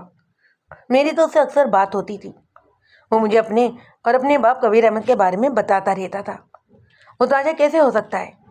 آپ کی بات کو میں بالکل نہیں سمجھ سکا ہوں جناب، میں نے بڑی رسان سے کہا۔ میں سمجھاتا ہوں نا، پہلے تو یہ بتاؤ کہ کیا تمہیں یقین ہے کہ اچھو کبیر احمد کا ہی بیٹا ہے؟ جی، مجھے تو اچھو نے یہی بتایا تھا، وہ کب سے ادھر پھیری لگانے آ رہا ہے، کوئی سال سوا سال ہی ہوا ہے جی، اس نے بتایا۔ اچھو کی عمر کے بارے میں تمہارا کیا اندازہ ہے اللہ رکھا؟ یہی کوئی 25 اور 30 کے درمیان ہوگی اس کی عمر، اس نے جواب دیا۔ وہ سال سوا سال سے سموسے اور آلو لڈو کھٹائی والے بیچ رہا تھا، اس سے پہلے وہ 24 سال کیا کچھ کرتا رہا ہے؟ اس کے بارے میں اچھو نے تمہیں کچھ بتایا کہ نہیں؟ میں نے ایک لفظ پر زور دیتے ہوئے کہا۔ اس نے نفی میں گردن ہلائی، کہنے لگا، نہیں جی، نہ ہی میں نے پوچھا اور نہ ہی اس نے بتایا۔ میں نے گہری سنجیدگی سے کہا، تم پوچھتے بھی نا تو وہ کبھی نہ بتاتا، کیونکہ وہ سال سوا سال پہلے ہی شاہ پور پہنچا تھا اور کبیر احمد کا بیٹا بنا تھا۔ اس کی آنکھوں میں الجھن نمودار ہوئی، کہنے لگا، بیٹا بنا تھا؟ کیا وہ کبیر احمد کا بیٹا نہیں تھا؟ میں نے ٹل لہجے میں کہا، نہیں، یہ ساری کہانی کبیر احمد مجھے سنا کر گیا ہے، اور مجھے یقین ہے وہ اچھو نہیں بلکہ وہی تاجہ ہے جسے ڈاکوؤں نے سندل سے ایک دن پہلے گم کر دیا تھا۔ وہ تاجہ سے کسی نیلی پوٹلی کو حاصل کرنا چاہتے تھے، یقیناً اس نے ڈاکوؤں کو بتایا ہوگا کہ اس نے نیلی پوٹلی سندل کو دی ہے جب انہوں نے تمہارے کوارٹر پر دھاوا بولا تھا۔ और पोटली की तलाशी में नाकामी के बाद वो तुम्हारी बेटी को उठाकर ले गए हैं। वो दोनों ही हाथों से अपने सर को थामते हुए बोला, ओ मेरे खुदा, मैं अब किस मुसीबत में फंस गया हूँ। तुम पर यह मुसीबत तुम्हारी बेटी की वजह से नाजिल हुई है अल्लाह रखा। मैंने गहरी संजीदगी से कहा, संदर की गलती या नादानी में एक ऐसे आदमी से दिल लगा लिया जो खतरनाक डाकुओं को मतलूब था। बस ये सब इसे दिल लगी का किया धरा है। अजय तुम्हारे साथ इसीलिए मीठी मीठी बातें किया करता था। ये संदल के साथ उसका मामला चल रहा था। अब क्या होगा जी? उसने फिक्रमंद अंदाज में मुझे देखा। मैंने बदतरीन हालात में भी पूरी यकीन के साथ उसे तसल्ली दी कि सब ठीक हो जाएगा। तुम परेशान ना हो और जाकर अपनी घर वाले को भी तसल्ली दो। मैं इंशाल्लाह बहुत ही जल्द संदल को ढूंढ निकालूंगा। वो दुआए अंदाज में बोला, अल्लाह आपको हयाती दे जी। मैंने कहा, इर्द गिर्द के देहात में तो तलाश कर लिया गया है, अब मैं अपनी तफ्तीश का दायरा कार बढ़ा रहा हूँ। डाकू कहीं बचकर नहीं जा सकते। थोड़ी देर के बाद मैंने अल्लाह रखा और फैज़ मोहम्मद को तसल्ली दिलासा देकर थाने से रुखसत कर दिया। मुझे ये समझने में तस्लीम करने में कोई आर नहीं कि पिछले 3-4 रोज़ में मैंने संदल और डाकुओं की तलाश के सिलसिले में जो भी कार्रवाई की थी ना, वो बेनतीजा साबित हुई। अलबत्ता ये भी एक हकीकत है कि इस दौरान में अच्छू आलू लड्डू खटाई वाले के हवाले से जो इंकशाफात हुए थे, चाहे वो संदल के बारे में हो या फिर कबीर अहमद से मुतालिक, वो बड़े ही दिलचस्प और सनसनीखेज थे। और इन्हीं इंकशाफात ने मुझे बहुत कुछ सोचने पर मजबूर कर दिया था कि कहीं अच्छू वही ताजा तो नहीं जिसकी डाकुओं को तलाश थी। उस रात सोने से पहले मैंने ये फैसला कर लिया कि अगले रोज़ में 1-2 एहलकारों को साथ लेकर खुद थाने से निकलूँगा। फिर जो अल्लाह को मंजूर होगा। आइंदा रोज़ मुतल्ला अबर आलूर था, ताहम अभी आसमान ने रोना धोना शुरू नहीं किया था। मैं तैयार होकर अपने कमरे में आया और कांस्टेबल महमूद को अपने पास बुला लिया। महमूद नहायत ही चाको चौमन और ज़हीन एहलकार था। मैं उसकी मामला फहमी का भी कायल था। वो मेरे पास आकर शायदगी से बोला, जी मलिक साहब। मैंने कहा, मैं अभी और इसी वक्त निकलना है, तुम ज़रूरी तैयारी कर लो। तुम भी मेरे साथ चलोगे और वापसी शाम तक होगी। महमूद ने पूछा, जाना कहाँ है मलिक साहब? मंजिल का तयन बाद में करेंगे, अलबत्ता मकसद तयशुदा है, संदल और डाकुओं की तलाश। मैंने गहरी संजीदगी से कहा, हमें सड़क से हटकर खेतों और खलिहानों में भी सफ़र करना होगा, लिहाजा मेरा ख्याल ये है कि घोड़ों की सवारी ज़्यादा मौजू रहेगी। वो अपने सर को हमें लाते हुए बोला, ठीक है जनाब, मैं 10-15 मिनट में 2 सेहतमंद घोड़ों का बंदोबस्त किए देता हूँ। घोड़ों के साथ ही इस अमर को भी यकीनी बनाने की ज़रूरत है कि अगर अचानक बारिश शुरू हो जाती है तो हमारे पास बचाव का इंतज़ाम क्या होगा। वो जल्दी से बोला, जी मैं समझ गया, अब बेफिक्र हो जाए। मैं महमूद की तरफ से वाकई बेफिक्र हो गया और हवलदार इरशाद को अपने पास बुला लिया। मैंने उसे बताया कि आज का मैं पूरा ही दिन थाने से बाहर रहूँगा, लिहाजा मेरी गैर मौजूदगी में थाने का इंतज़ाम अब उसके हाथ में होगा। इरशाद ने मुझे यकीन दिलाया कि वो मुझे किसी शिकायत का मौका नहीं देगा। इरशाद एक जिम्मेदार शख्स। लगभग 10 बजे में और कांस्टेबल महमूद 2 घोड़ों पर सवार होकर थाने से निकल पड़े। आसमान पर गहरे बादल छाए हुए थे, हल्की फुल्की हवा भी चल रही थी, फिजा में खन की रची और बसी थी। अल्लाह रखा और उसकी घरवाली की ज़ुबानी मुझे पता चल चुका था कि वक़ुए की रात डाकू संदल को अगवा करने के बाद किस तरफ लेकर गए थे। मैंने भी सिमत में सफ़र का आगाज़ किया। ये कच्ची सड़क थी जो जनूब मशरिक से शुमाल मगरिब की तरफ जाती थी। रेलवे फाटक से लगभग 3 मील आगे जाकर ये सड़क नहर के ऊपर से गुजरती और अपना रुख तब्दील करते हुए जनूब मगरिब की जानिब मुड़ जाती और फिर बिलाखिर लगभग 20 मील आगे एक सरहदी गांव पर चक चबन पर जाकर ख़त्म हो जाती थी। मेरे और कांस्टेबल महमूद के दरमियान संदल और अच्छू के हवाले से बातचीत का भी सिलसिला जारी था। आलू लड्डू खटाई वाले अच्छू से भी वो वाकिफ़ था, ताहम उसकी चटपटी और मज़ेदार प्रोटेक्स खाने के बाद महमूद को कभी इत्तेफाक नहीं हुआ था। वो लगभग 11 बजे का वक्त था जब एक अजीब व गरीब वाक़या पेश आया। हम लोग कच्ची सड़क पर कमोपेश 2 मील का सफ़र तय कर चुके थे, यानी नहर वाले पुल तक पहुंचने में 1 मील का फासला बाकी था। मुझे सामने वो कांस्टेबल नज़र आता था जिसे मैंने संदल के साबिक ससुराल यानी जमालपुर की तरफ रवाना किया। मोजा जमालपुर रेलवे फाटक से 3 मील की दूरी पर वाक़ था और नहर के पुल से उसका फासला लगभग 1 मील का रहा होगा। कांस्टेबल का चेहरा तमतमाया हुआ था जो अंदरूनी जोश खरोश की खबर देता। हमारे करीब पहुंचकर उसने अपना घोड़ा रोक लिया और बारी बारी हम दोनों को देखने के बाद बोला, मलिक साहब, आप कहाँ जा रहे हैं? मैंने उसकी आंखों में देखते हुए कहा, हम कहाँ जा रहे हैं ये तो मैं बाद में बताऊंगा, पहले तुम अपनी सुनाओ। मैंने तुम्हें जिस काम से भेजा था ना, उसका क्या हुआ? और ये तुम्हारे आवाज़ कता क्यों हो रहे हैं? लगता है कि तुमने किसी भूत को देख लिया है। कांस्टेबल हफीज़ मेरा तबसरा सुनकर खंजलसा हुआ, फिर संभलते हुए बोला, जनाब, जिस काम से आपने भेजा था ना, उसका तो कुछ पता ही नहीं चला, मगर उधर नहर के पुल के करीब आज सुबह एक आदमी की लाश मिली है। मैं भी उधर से ही आ रहा हूँ। मैं चौंक उठा और पूछा, किसकी लाश? मलिक साहब, उस आदमी का नाम अच्छू है। हफीज़ इंकिशाफ अंगेज लहजे में बोला, वो बंदा जो हमारे इलाके में आलू लड्डू खटाई वाले बेचता था। ओह। मैंने और कांस्टेबल महमूद ने बेवक्त एक दूसरे को देखा। फिर मैंने कांस्टेबल हफीज़ से पूछा, मैंने तो तुम्हें मौजा जमालपुर भेजा था ना, और तुम नहर के पुल की तरफ लेने क्या गए थे? अलमाती तौक़ुफ़ के बाद मैंने इजाफा किया, और अभी तुमने ये बताया कि जा वकुआ से तुम आ रहे हो। रेलवे फाटक से नहर का पुल और मौजा जमालपुर एक जैसी दूरी यानी लगभग 3 मील के फासले पर वाक़ थे। ना हम दोनों की सिमत और रुख में अच्छा खासा फ़र्क था, और जमालपुर नहर के बीचों बीच कमोपेश शुमालन और जनूबन 1 मील का फासला हायल था। जमालपुर से एक कच्चा रस्ता निकलकर उस सड़क से मिल जाता जिस पर इस वक्त हम खड़े बातें कर रहे थे। ताहम कच्ची सड़क और कच्चे रास्ते का मिलाप पुल से आधे मील पहले ही हो जाता था, यानी अगर रेलवे फाटक की तरफ से आए तो लगभग 2.5 मील के बाद सड़क से वो रास्ता निकलकर जमालपुर गांव की तरफ जाता था। कांस्टेबल हफीज़ मेरे सवाल के जवाब में वसात करते हुए बोला, मलिक साहब, बात दरअसल यह है कि मैं तो आज सुबह ही जमालपुर से वापसी के लिए रवाना हुआ था, लेकिन जब मैं थोड़ा सा ही आगे आया तो मुझे पता चल गया कि इधर नहर वाले पुल के करीब खेतों में किसी बंदे की लाश पड़ी मिली है। अंदरूनी तजस्सुस मुझे खींचकर खजा वकुआ की तरफ ले गया। बस जनाब, इतनी सी बात है। और जब मैं वकुए पर पहुंचा तो ये देखकर हैरान रह गया कि वो लाश अच्छू लड्डू वाले खटाई की थी। उस इलाके में अच्छू को कोई नहीं जानता, लेकिन मैंने फ़ौरन ही पहचान लिया। वो हमारे इलाके में छापड़ी सर पर उठाए आलू लड्डू खटाई वाले की आवाज़ें लगाता फिरता था। तुम उसकी लाश को फ़ौरन देखकर पहचान गए कि वो अच्छू था, मैंने ठहरे हुए लहजे में कहा, लेकिन तुम्हें यह नहीं मालूम कि वो अच्छू आलू लड्डू खटाई वाला नहीं बल्कि ताजा था। वही ताजा जिसकी वजह से डाकुओं ने अल्लाह रखा फाटक वाले की बेटी संदल को रात की तारीख में अगवा कर लिया था। हफीज़ हैरत सा मुझे देखने लगा, कहने लगा, मलिक साहब, ये आप क्या कह रहे हैं? मैंने ठोस अंदाज में कहा, मैं बिल्कुल ठीक कह रहा हूँ। आओ जा वकुआ की तरफ चलते हैं, बाकी की बातें बाद में भी हो सकती हैं। उसके बाद हम अपने घोड़ों को दौड़ाते हुए नहर के पुल की तरफ बढ़ने लगे, जो वहाँ से कमोपेश 1 मील की दूरी पर था। गुज़िश्ता रोज़ अच्छी खासी और चमकीली धूप निकली थी, लिहाजा सड़क खुशक हो गई थी।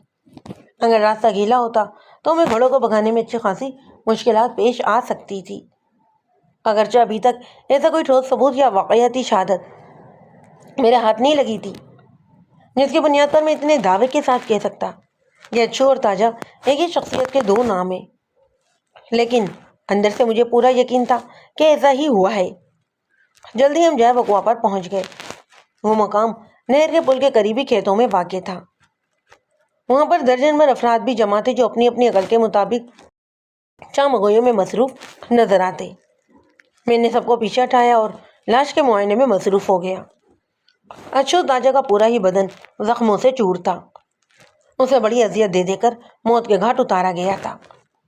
मैं उसके मौत के हवाले से तफसील में नहीं जाऊंगा, बस इतना ही जान लेना काफ़ी है कि वो बेबसी की मौत मारा गया था। कांस्टेबल हफीज़ और महमूद ने उसे अच्छू आलू खटाई वाले की हैसियत से शनाख्त कर लिया था। मैंने मौके पर मौजूद अफराद से भी पूछगछ की। उनमें से कोई भी अच्छू को जानता नहीं था और न ही उसकी मौत के सबब से वाकिफ था। अच्छू की लाश को देखकर अंदाज़ा होता था कि इसे पिछली रात ही सुपुर्दे मौत किया गया है। मैंने वक़्वे की कार्रवाई निपटाई और अच्छू की लाश को हफीज़ की जिम्मेदारी में थाने भिजवाने का बंदोबस्त कर दिया। लाश को पोस्टमार्टम के लिए ज़िले अस्पताल भेजना बहुत ज़रूरी था और इसके लिए थाने के पास से ही गुजरना पड़ता था।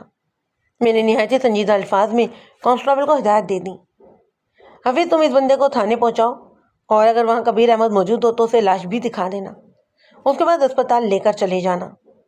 میں نے گزشتہ روز کی صبح جب کبیر احمد کو رخصت کیا تھا نا، تو اس نے کہا تھا کہ وہ کل یعنی آج بھی تھانے کا چکر لگائے گا۔ میں نے ابھی اسی خیال کے تحت کانسٹیبل کو یہ ہدایت کی تھی کہ ممکن ہے جب حفیظ اچو کی لاش کو لے کر تھانے پہنچے تو کبیر احمد وہاں موجود ہو۔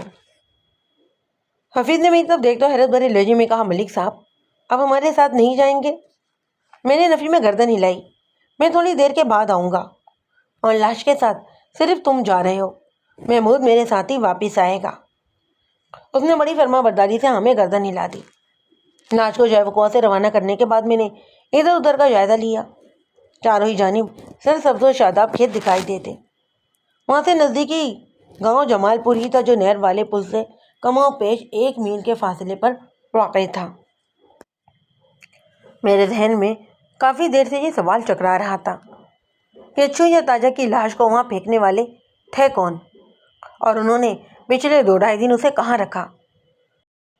اگر آلو لڈو کٹائی بیچنے والا اچھو ہی تاجہ تھا تو یہ بات بھی واضح ہو جاتی کہ اسے بھی انہی ڈاکوؤں نے اغوا کیا ہوگا جنہوں نے سندل کو اغوا کیا تھا۔ میں نے موقع پر موجود لوگوں سے کافی تفصیلی پوچھ گچھ کی۔ ان میں سے مقتول اچھو کو کوئی جانتا ہی نہیں تھا، اور نہ ہی بالا ڈاکوؤں سے کوئی واقف تھا۔ اچھو کی لاش کو دیکھ کر اندازہ ہو جاتا کہ اسے پچھلی رات موت کے گھاٹ اتارا گیا تھا، اور اس کا قتل جائے وقوع پر نہیں ہوا تھا، یعنی اسے کسی اور مقام پر قتل کرنے کے بعد وہاں لا کر پھینکا گیا تھا۔ اگر میں اس مقام کو ڈھونڈنے میں کامیاب ہو جاتا جہاں اچھو کو زندگی سے محروم کیا گیا تھا، تو اس کے قاتلوں تک رسائی حاصل کرنے میں آسانی ہو سکتی تھی۔ کہتے ہیں کہ ڈھونڈنے سے تو خدا بھی مل جاتا ہے۔ ویسے بھی مجھے اس محاورے سے کھلی طور پر اتفاق نہیں، کیونکہ ڈھونڈا صرف اسی شے کو جاتا ہے جو گم ہو گئی ہو، اور خدا کی ذات تو ہمیشہ سے ہے اور ہمیشہ سے رہے گی۔ فرق صرف اتنا ہے کہ انسان اسے اپنی ذات سے باہر تلاش کرنے کی کوشش کرتا ہے۔ اگر کبھی کوئی خلوص نیت کے ساتھ ایک بار اپنی ذہن میں جھانک کر دیکھ لینا تو اس کے چشم بینا کو پھر کبھی کسی اور چیز کی ضرورت ہی نہیں ہوگی۔ بہرحال اس مقام کی تلاش بہت ضروری تھی جہاں پچھلے 2-2.5 دن سے اچھو کو رکھا گیا تھا۔ میں نے گرد و پیش میں نگاہ دوڑاتے ہوئے کہا، محمود میں تھوڑا آگے جانا چاہتا ہوں۔ کانسٹیبل نے میری نگاہ کا تعاقب کرتے ہوئے یہ اندازہ لگانے کی کوشش کی کہ میں کس جانب رخ کرنے کا ارادہ رکھتا ہوں، اور جب اس کی سمجھ میں کچھ نہ آیا تو مجھ سے پوچھ بیٹھا، ملک صاحب کس طرف جائیں گے؟ میں نے نہر کے پل کی سمت اشارہ کرتے ہوئے کہا، جدھر یہ کچا راستہ لے جائے۔ آؤ میرے ساتھ۔ اوکے ملک صاحب۔ اس نے بھی اپنا گھوڑا میرے گھوڑے کے آگے بڑھاتے ہوئے کہا۔ ہم گھوڑوں پر سوار پہلو با پہلو سفر کرتے ہوئے نہر کے پل پر اس مقام پر پل کو عبور کر کے آگے بڑھ گئے۔ اس کچی سڑک کا اختتام ایک سرحدی گاؤں چک چون پر جا کر ہوتا تھا۔ اس چک چون کے بعد دوسرا ضلع شروع ہو جاتا۔ میرے تھانے سے یا یوں سمجھ لیں کہ ریلوے پھاٹک سے چک چون لگ جاتا یا 22-23 میل کے فاصلے پر واقع تھا۔ ہم اس سفر کے دوران میں بات چیت بھی جاری رکھے ہوئے تھے۔ محمود نے مجھ سے کہا، ملک صاحب اگر ہم اسی سڑک پر آگے بڑھتے رہے نا تو شام تک چک چون پہنچ جائیں گے۔ میں نے گہری سنجیدگی سے کہا، محمود میرا چک چون جانے کا کوئی ارادہ نہیں، میں تھوڑا گھوم پھر کر میں اس علاقے کا جائزہ لینا چاہتا ہوں، پھر ہم واپسی کا رخ کریں گے۔ سچی بات تو یہ ہے کہ مجھے خود کچھ پتہ ہی نہیں تھا کہ میں کہاں اور کیوں جا رہا ہوں۔ بس اندر سے کوئی انجانی قوت سمجھا رہی تھی کہ مجھے جائے وقوع کے ارد گرد کے علاقے کا بڑی باریک بینی سے جائزہ لینا چاہیے، اور میں یہی کچھ کر رہا تھا۔ جائے وقوع سے کچھ ہی دور آگے آئے تھے کہ کتوں کے بھونکنے کی آوازیں سن کر میں چونک اٹھا۔ گاؤں دیہات اور کھیت کھلیان میں کسی کتے کا بھونکنا کوئی اچنبھے کی بات نہیں تھی، لیکن میرے چونکنے کا سبب ان کی آواز کی شدت اور تسلل تھا۔ وہ مخصوص لے کے ساتھ بھونک رہے تھے، جیسے انہوں نے کوئی غیر معمولی شے کو دیکھ لیا ہو اور انسانوں کو اس جانب متوجہ کرنے کی کوشش کر رہے ہوں۔ میں نے اپنے ساتھی کانسٹیبل سے سوال کیا، محمود یہ کیسی آواز ہے؟ ملک صاحب یہ 3-4 کتوں کے بھونکنے کی آواز ہے، اس نے جواب دیا۔ یوں محسوس ہوتا ہے جیسے وہ کسی فقیر کا پیچھا کر رہے ہوں۔ اس نے کافی حد تک معقول جواب دیا تھا۔ کتے عموماً ایسا کرتے ہیں، لیکن محمود کے جواب سے میری کوئی تسلی نہ ہوئی، اور میں نے اس جگہ جانب دوڑاتے ہوئے الجھن بھرے لہجے میں کہا جدھر سے کتوں کی آوازیں آ رہی تھیں، نہیں محمود مجھے یہ کوئی اور ہی معاملہ لگتا ہے۔ उस गुफ्तगू के दौरान में हमारा सफ़र भी जारी था। महमूद मुझसे गोया हुआ, मलिक साहब कोई और कैसा मामला जी? जब कुत्ते किसी गधा घर के पीछे लग जाते हैं ना, तो वो एक जगह खड़ा होकर उनकी भौं भौं नहीं सुनता। मैंने वजाहत करते हुए कहा, या तो वो उन्हें अपनी लाठी दिखाकर भगाने की कोशिश करता है, या फिर ज़मीन से कोई पत्थर वगैरह उठाकर मारना शुरू कर देता है और आगे बढ़ जाता है। कुत्ते या तो उसका ताकुब छोड़ देते हैं, या फिर भौंकते हुए उसके पीछे अपना सफ़र जारी रखते हैं। लेकिन पिछले मुसलसल 10 मिनट से एक ही जगह से उनके भौंकने की आवाज़ें आ रही हैं। क्या तुमने ये बात भी नोट की है महमूद? मलिक साहब, आप बिल्कुल सही कह रहे हैं, वो सरसराते हुए आवाज़ में बोला। ये बदबख्त एक ही जगह खड़े भौंके जा रहे हैं। हमें फ़ौरन पहुंचकर उनके भौंकने का सबब जानना होगा। मैंने अपने घोड़े की रफ्तार को बढ़ाते हुए कहा, यहाँ आसपास कोई आबादी भी नज़र नहीं आ रही, इसलिए अभी तक किसी ने उनके भौंकने की तरफ तवज्जो नहीं दी है। हम तकरीबन घोड़ों को भगाते हुए आगे बढ़ने लगे। जल्दी खेतों के बीचों बीच में एक छोटी सी इमारत को देखकर मैं चौंक उठा। कुत्तों के भौंकने की आवाज़ भी उसी सिमत से आ रही थी। कुछ और भागे बढ़ने पर वाज़ेह यह हुआ कि वो इमारत दरअसल एक कमरा था, जो कच्ची सड़क से थोड़ा हटकर खेतों के दरमियान बना हुआ था। कुत्ते भी मेरे अंदाजे के मुताबिक इस कमरे के आसपास ही कहीं मौजूद थे और लगातार भौंक भौंक कर किसी खास मामले की तरफ मुतवज्जा करने की कोशिश कर रहे थे। ये सारी सूरत हाल ने मुझे परेशान कर दिया। मैं अंदर से बेचैनी महसूस करने लगा। मेरे अंदर से मुसलसल एक ही आवाज़ उठ रही थी कि किसी सनसनीखेज मंजर से मेरा वास्ता पड़ने वाला है।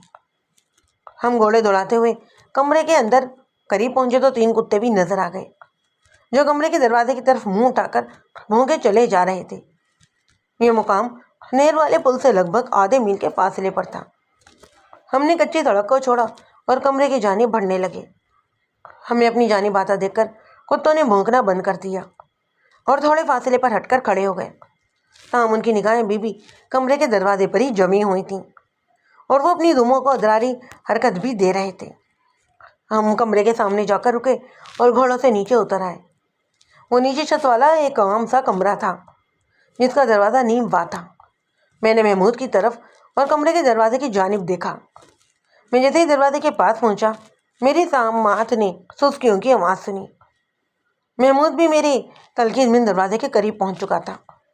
मैंने चौंका उसकी तरफ देखा। वो हमें गर्दन हिलाते हुए बोला, मलिक साहब, कमरे के अंदर कोई औरत मुसीबत ज़ुदा लगती है। उसका अंदाज़ा दुरुस्त था, क्योंकि सुस्कियों से साफ जाहिर होता था कि उनका मखरज किसी खातून के सिवा और कोई हो ही नहीं सकता।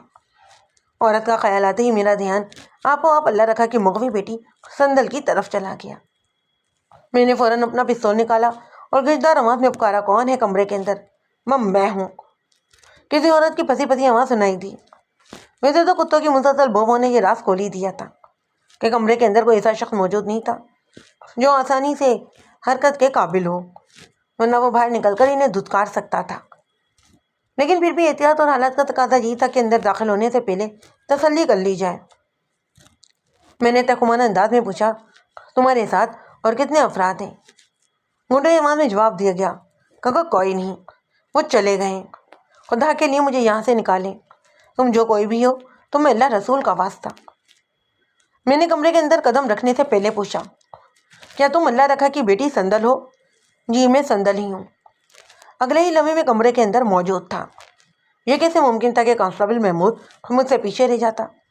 वो भी पलक झपकते में मेरे साथ खड़ा था और कमरे के अंदरूनी मंजर ने हमें शर्मसार करके रख दिया और हम आंखें बंद करने पर मजबूर हो गए। कमरे के फर्श पर पराल बिछाकर उसे बैठने और सोने के काबिल बनाया गया था और इसी पराल पर कमरे के कोने में संदल नींद बरीना हालत में पड़ी थी। उसके हाथ पाँवों को मजबूत रस्सियों से बांधकर उसे बेबस कर दिया गया था। उसके मुंह पर भी दुपट्टे की पट्टी बांध दी गई, ताहम वो पट्टी अपनी ही जगह से खिसक गई थी, जिसकी वजह से वो फंसी फंसी आवाज़ में बोलने के काबिल हो सकी थी। मैं संदल की तरफ पुष्ट करके खड़ा हो गया। मैंने गहरी संजीदगी से कहा, संदल, मेरा नाम मलिक सफदर हयात है और मैं तुम्हारे इलाके का थानेदार हूँ। पिछले 2 दिन से मैं तुम्हें तलाश कर रहा हूँ। डरने या खौफजदा होने की कोई ज़रूरत नहीं, तो मुझे अपना बड़ा भाई समझो और अपनी आंखें बंद कर लो। जब मैं तुम्हारे हाथ पाँव की बंदिशें नहीं खोलूँगा तो तुम अपने बदन पर लिबास को दुरुस्त नहीं कर सकोगी। एक लम्हे में मेरी निगाह ने जो मंजर देखा था, उसमें मुझे संदल नीम बरेना ही नजर आई। وہ بس کسی حد تک لباس میں تھی۔ اس کی پھنسی پھنسی آواز نکالی، جی ٹھیک ہے۔ آئندہ 15 منٹ میں نے کوشش کر کے سندر کے ہاتھ پاؤں اور منہ کو بندشوں سے آزاد کر دیا، اور اس نے لباس کو اپنے بدن پر درست کر کے برہنگی کا دروازہ بند کر دیا۔ میرے ایما پر وہ کمرے کے دروازے تک چلی آئی۔ میں نے اسے پنال پر بیٹھنے کا اشارہ کیا اور تنقیدی نظر سے اس کا جائزہ لینے لگا۔ اس کی حالت خاصی نازک ہو رہی تھی۔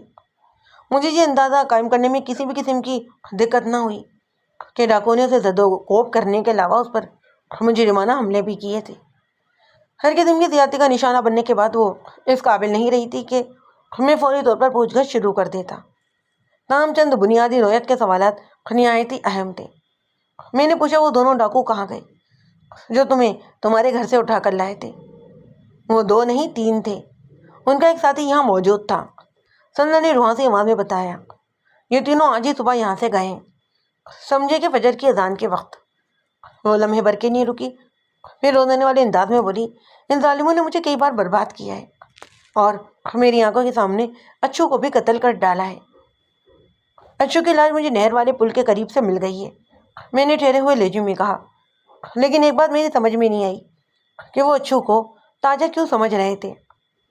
میں نے اپنے ذہن میں موجود ایک نہایت ہی اہم سوال کا جواب لینا چاہا تو وہ جلدی سے بولی، تھانے دار صاحب، وہ لوگ اسے تاجہ نہیں سمجھ رہے تھے، بلکہ وہ تاجہ ہی تھا، ان کا پرانا یار ببلی۔ اس نے مجھے اپنا نام غلط بتایا ہوا تھا۔ میں نے ان کے درمیان ہونے والی باتوں سے اندازہ لگایا ہے کہ وہ سبھی جرائم پیشہ لوگ تھے۔ میں نے گہری سانس لی، گویا پچھلے 2-3 دن سے میرے دماغ میں خیالات کی جو کھچڑی پک رہی تھی نا، وہ اب تیار ہو چکی تھی۔ میں جس رخ پر سوچ رہا تھا، سندر نے اس کی تصدیق کر دی تھی۔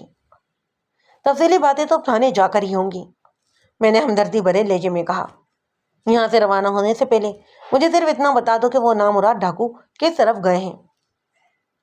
وہ بے بسی سے نفی میں گردن ہلاتے ہوئے بولی، تھانے دار صاحب، میں اس بارے میں کچھ نہیں جانتی۔ وہ جب یہاں سے نکلے تو رات کا وقت تھا۔ ان کے جانے کے 10-15 منٹ بعد ہی فجر کی اذانیں ہونے لگیں۔ انہوں نے مجھے رسیوں سے اس طرح باندھ دیا تھا کہ میں اپنی جگہ سے ہل ہی نہیں سکتی۔ مجھے نہیں پتا وہ کہاں گئے، میں تو دل ہی دل میں بس یہ دعا کر رہی تھی کہ اللہ جلد از جلد کسی کو اس طرف بھیج دے اور وہ مجھے اس مصیبت سے نجات دلا دے۔ اور اللہ نے آخرکار میری دعا سنی لی۔ میں نے ٹھہرے لہجے میں کہا، وہ سب کی ہی سنتا ہے، وہ ہماری شہرت سے بھی زیادہ قریب ہے، بس اسے محسوس کرنے اور سمجھنے کی بات ہوتی ہے۔ وہ عقیدت بھری نظروں سے مجھے دیکھنے لگی۔ میں نے سندر کو واپسی میں اس کے گھر چھوڑ دیا تاکہ وہ خود کو سنبھال سکے۔ پوچھ گچھ تو بعد میں بھی ہو سکتی تھی۔ وہ جس ذہنی جسمانی ٹوٹ پوٹ کا شکار ہو چکی تھی، اس میں اسے فوری طور پر رشد آرام کی ضرورت تھی۔ میں نے اسے ایک دن کے لیے سنبھلنے کا موقع دیا اور آئندہ روز آنے کا کہہ کر اس کے کوارٹر سے نکل آیا۔ اگلے روز میں سندر کا بیان لینے کے لیے دوبارہ اللہ رکھا کے کوارٹر پر پہنچ گیا۔ سندر نے خود کو سنبھال لیا تھا اور اللہ رکھا اور اس کی بیوی اپنی بیٹی کی زندہ سلامت بازیابی پر اس قدر خوش تھے کہ ان کی زبانیں میرا شکریہ ادا کرتے ہوئے تھک نہیں رہی تھیں۔ ننا سلطان بھی 3 راتیں اپنی ماں کے بغیر سویا تھا، اگرچہ وہ اپنی نانی سے زیادہ مانوس تھا، تاہم ماں تو ماں ہی ہوتی ہے۔ وہ اس وقت ایک درخت کے نیچے بیٹھا مٹی سے کھل رہا تھا۔ سندر نے مجھے اپنے بیان میں جو کچھ بتایا، میں اس کا خلاصہ آپ کی خدمت میں پیش کیے دیتا ہوں تاکہ آپ کا ذہن اس گتھے کو سلجھانے میں کامیاب ہو جائے۔ یہ ساری باتیں سندر نے ڈاکو کے بھائی میں گفتگو سے اخذ کی تھیں، باقی میری ذاتی تو تحقیق و تفتیش کا نتیجہ ہے۔ اب یہ بات تو واضح ہو چکی تھی کہ اسلم عرف اچھو آلو لڈو کھٹائی والا در حقیقت تاج دین عرف تاجہ ہی تھا، اور تاج دین کوئی اچھا انسان نہیں تھا۔ کچھ عرصہ پہلے تاجہ نے اپنے 4 ساتھیوں کے ساتھ مل کر کسی دوسرے ضلع کے گاؤں میں بڑی ٹھیک ٹھاک ڈکیتی ماری تھی، جس میں خطیر رقم کے علاوہ طلائی زیورات بھی ان کے ہتھے چڑھ گئے تھے۔ یہ ڈکیتی اس گاؤں کے چودھری کی حویلی میں ماری گئی تھی۔ حویلی سے نہ صرف یہ کہ ڈاکوؤں کے خلاف بھرپور مزاحمت کی گئی، بلکہ ان کا راستہ کھوٹا کرنے کے لیے ان پر فائرنگ بھی کی گئی، جس کے نتیجے میں تاجہ کا ایک ساتھی مارا گیا تھا۔ تاجہ اور دیگر 3 ڈاکو ڈکیتی کے مال سمیت فرار ہونے میں کامیاب ہو ہی گئے تھے۔ جب واردات سے بہت دور نکل آنے کے بعد انہوں نے ایک خفیہ مقام پر قیام کیا اور تازہ ترین صورتحال پر بات چیت کرنے لگے۔ تھوڑی دیر تک وہ اپنے جان باغ ہونے والے ساتھی منظورے کے انجام پر افسوس کا اظہار کرتے رہے، پر ان کے لیڈر سمدو نے مال غنیمت کو حصہ تقسیم کر ڈالا۔ سب کو رات اس مقام پر گزار کر اگلے ہی روز مختلف سمتوں میں الگ الگ روانہ ہو جانا تھا، لیکن وہ لوگ دوسری صبح جب سو کر اٹھے تو ایک ناقابل حیرت یقین منظر ان کا منتظر تھا۔ تاجا غائب ہو چکا تھا اور جاتے ہوئے اپنے حصے کے علاوہ لیڈر کا حصہ، جو کہ سب سے زیادہ تھا، وہ بھی چرا کر لے گیا۔ اس ساری صورتحال نے سمدو سمیت سب کو ہی آگ بھگولا کر ڈالا۔ انہوں نے مختلف سمتوں میں بکھرنے کے بجائے یکجا ہو کر تاجا کی تلاش شروع کر دی۔ اس تلاش میں انہیں 1 سال سے زیادہ کا عرصہ لگ گیا اور بالآخر وہ انہیں ڈھونڈنے میں کامیاب ہو ہی گئے۔ وہ اب اسلم عرف اچو کی حیثیت سے کبیر احمد کے گھر واقع شاہ پور میں رہ رہا تھا اور آلو لڈو کھٹائی والے بیچا کرتا۔ ڈاکو نے تاجا پر ہاتھ ڈالنے سے پہلے اس ویران کمرے کو اپنا مسکن بنایا جہاں سے میں نے سندل کو نکالا تھا۔ پھر ایک رات انہوں نے تاجا کو زبردستی اغوا کر کے اس کمرے میں پہنچایا۔ وہ مقام پوچھ گچھ کے لیے بہت موزوں تھا۔ تاجوں کی آلو لڈو کھٹائی والی جھانپڑی کو ڈاکو نے نہر والا پل عبور کرتے ہوئے نہر میں ہی پھینک دیا۔ پہلے تو سمت اور اس کے 2 ساتھیوں الاس اور بولا نے تاجا کی خوب درگت بنائی اور اس کے بعد پوچھا کہ تیری رضا کیا ہے؟ شرافت سے مال کے بارے میں بتاتا ہے یا پھر تیری کھال کو کھینچا جائے؟ تاجا صورتحال کی سنگینی کو بھانپ چکا تھا۔ اس نے 90 دلے الفاظ میں اپنے بھائی بندوں پر واضح کرنے کی کوشش کی کہ اس کے اپنے حصے کے ساتھ نیڈر کا جڑا مال بھی اس کے ہاتھ سے نکل چکا تھا۔ کوئی اس سے بھی بڑا لٹیرا سب کچھ چھین کر لے گیا اور اب اس کے پاس کچھ بھی نہیں۔ سمد، الیاس اور بھولا کو تاجے کی کہانی پر کوئی یقین ہی نہیں آیا۔ وہ سمجھے تاجا انہیں بے وقوف بنانے کی کوشش کر رہا ہے، لہذا انہوں نے جھنجھلا کر اسے مارنا شروع کر ڈالا۔ قریب تھا کہ وہ اسے جان سے ہی مار ڈالتے۔ اس نے انہیں یہ بتایا کہ مال ایک نیلی پوٹلی میں بند ہے اور وہ پوٹلی اس نے سندل کے پاس رکھوائی ہوئی ہے۔ ڈاکو نے اس سے سندل کا حدود و اربا معلوم کیا اور سمد اور الیاس نے 11 فروری کی رات اللہ رکا پھاٹک والے کے کوارٹر پر دھاوا بول دیا۔ وہ بھولا تاجا کی نگرانی کے لیے کمرے میں رک گیا۔ انہیں نیلی پوٹلی کی تلاش تھی اور جب وہ اس تلاش میں ناکام رہے اور سندل نے بھی نیلی پوٹلی اور تاجا کے حوالے سے اپنی مکمل لا علمی کا اظہار کیا تو وہ جھنجھلاہٹ میں سندل کو اٹھا کر لے گئے۔ باقی کی تفتیش وہ اسے تاجا کے سامنے بٹھا کر کریں گے۔ سندل کو اس وقت حیرت کا شدید جھٹکا لگا جب اسے یہ پتہ چلا کہ اچو دراصل تاجا ڈاکو ہے جو اپنے ساتھی ڈاکوؤں کو دھوکہ دے کر شاہ پور میں چھپا بیٹھا تھا۔ بہرحال جب سندل اس کمرے میں پہنچے اور صورتحال ان ڈاکوؤں پر واضح ہوئی کہ تاجا دوبارہ سے اپنے پہلے والے بیان پر آ گیا ہے کہ ڈکیتی کا سارا ہی مال اس سے بھی بڑے کسی ڈاکو نے چھین لیا ہے، تو تاجا کے جواب نے ڈاکو کے صبر و برداشت کے سارے بند توڑ ڈالے اور انہوں نے اسے اذیت دے دے کر موت کے گھاٹ اتار ڈالا۔ جب اس پر ان کے انتقامی جذبات ٹھنڈے نہ پڑے تو انہوں نے حسب توفیق سندل کو بھی پامال کرنے میں کوئی کسر نہ چھوڑی اور ایک رات وہ سندل کو کمرے میں چھوڑ کر نامعلوم منزل کی جانب روانہ ہو گئے، پر اس سے پہلے وہ تاجا کی لاش کو پل کے قریب کھیتوں میں پھینک چکے تھے۔ سندل پچھلے دنوں پیشے ڈاکو کے ہاتھوں جس عذاب سے گزری تھی، میں نے اس موضوع پر ایک لفظ بھی نہیں کہا اور ٹھہرے ہوئے لہجے میں پوچھا، سندل ایک بات میری سمجھ میں نہیں آتی، اچو یا تاجا، وہ جو کوئی بھی تھا تم سے محبت کرنے لگا تھا اور تمہیں اپنانے کا ارادہ رکھتا تھا، پھر اس نے کسی نیلی پوٹلی کے حوالے سے جھوٹ کیوں بولا؟ تھانے دار صاحب، تاجا کے رویے کو تو دیکھ کر میرا پیار اور محبت سے یقین ہی اٹھ گیا ہے، وہ زخمی لہجے میں بولی۔ جو شخص اپنی جان بچانے کے لیے کوئی ایسا جھوٹ بول سکتا ہے جس کی وجہ سے میرے جسم و جان اور روح کا جنازہ اٹھ گیا ہو، اس شخص کے پیار محبت کی کیا حیثیت باقی رہ جاتی ہے؟ تھانے دار صاحب، سچی بات تو یہ ہے، وہ ذیت بھری آواز میں بولی، میری نظر میں دنیا بھر کے مرد فریبی اور دھوکے باز ہیں۔ میں نے ٹھہرے ہوئے لہجے میں کہا، سندل، میں تمہاری بات کا برا نہیں بناؤں گا، لیکن میں تمہارے تجزیے سے مکمل اتفاق نہیں کر سکتا۔ ہر انسان اپنے ذاتی تجربے اور مشاہدے کی روشنی میں بات کرتا ہے۔ وہ الجھن بھری نظر سے مجھے دیکھنے لگی۔ آپ کیا کہنا چاہتے ہیں؟ میں نے کہا، میں مانتا ہوں تاجا ایک برا مرد تھا اور تمہارا سابق شوہر نیاز علی بھی کوئی اچھا مرد نہیں تھا۔ ان دونوں کے علاوہ دنیا میں اور بھی بہت سے برے مرد موجود ہیں، لیکن اس کا مطلب ہرگز یہ نہیں کہ اس جہان میں پائے جانے والے سارے کے سارے ہی مرد دھوکے باز اور فریبی ہوتے ہیں۔ اچھے لوگ اگرچہ کم ہوتے ہیں مگر ہوتے ضرور ہیں اور مثبت و تعمیری عمل سے اپنی موجودگی کا یقین بھی دلاتے رہتے ہیں۔ وہ دونوں ہی ہاتھوں سے اپنے سر کو تھامتے ہو بولی، थाने दार साहब, बड़ी मुश्किल बातें करते हैं आप। मेरे तो सर में दर्द होने लगा है। मैंने समझाने वाले अंदाज में कहा, संदल, फिलहाल मेरी बातों पर ज़्यादा ध्यान ना दो। इस वक्त तुम्हें ज़्यादा से ज़्यादा अल्लाह पाक का शुक्र अदा करना चाहिए, जिसके करम से तुम जिंदा सलामत और अपने माँ बाप और बच्चे तक पहुँच गई हो। वरना वो सफाक डाकू तुम्हें भी कत्ल करके ताजा की तरह तुम्हारी लाश खेतों में फेंक देते तो इन्हें कौन रोक सकता था। मैं तो ये समझ रहा हूँ कि तुम्हारी किसी वक्त की कोई नेकी काम आ गई है। वो ससुराती आवाज में बोली, मैंने एक बार चूजों वाली मुर्गी को एक बदमाश बिल्ले के हमले से बचाया था।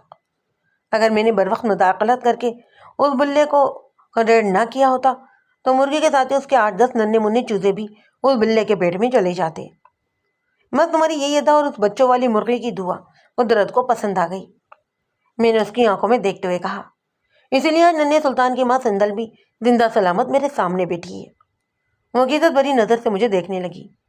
समद एंड कंपनी को तलाश करने के लिए मैंने हत्तुल मकदर कोशिश की, मगर मुझे कामयाबी ना मिल सकी। अब यही कहा जा सकता था कि वो किसी दूर दराज जिले की तरफ निकल गए होंगे। जल्द या बदेर इन तीनों का अंजाम भी अपने साथियों की तरह अबरतनाक होना था। मंजूर और ताजे की तरह इन्हें भी एक दिन हराम मौत ही मरना था, चाहे इनकी मौत कानून के रखवाले या कानून शकन के हाथों होती।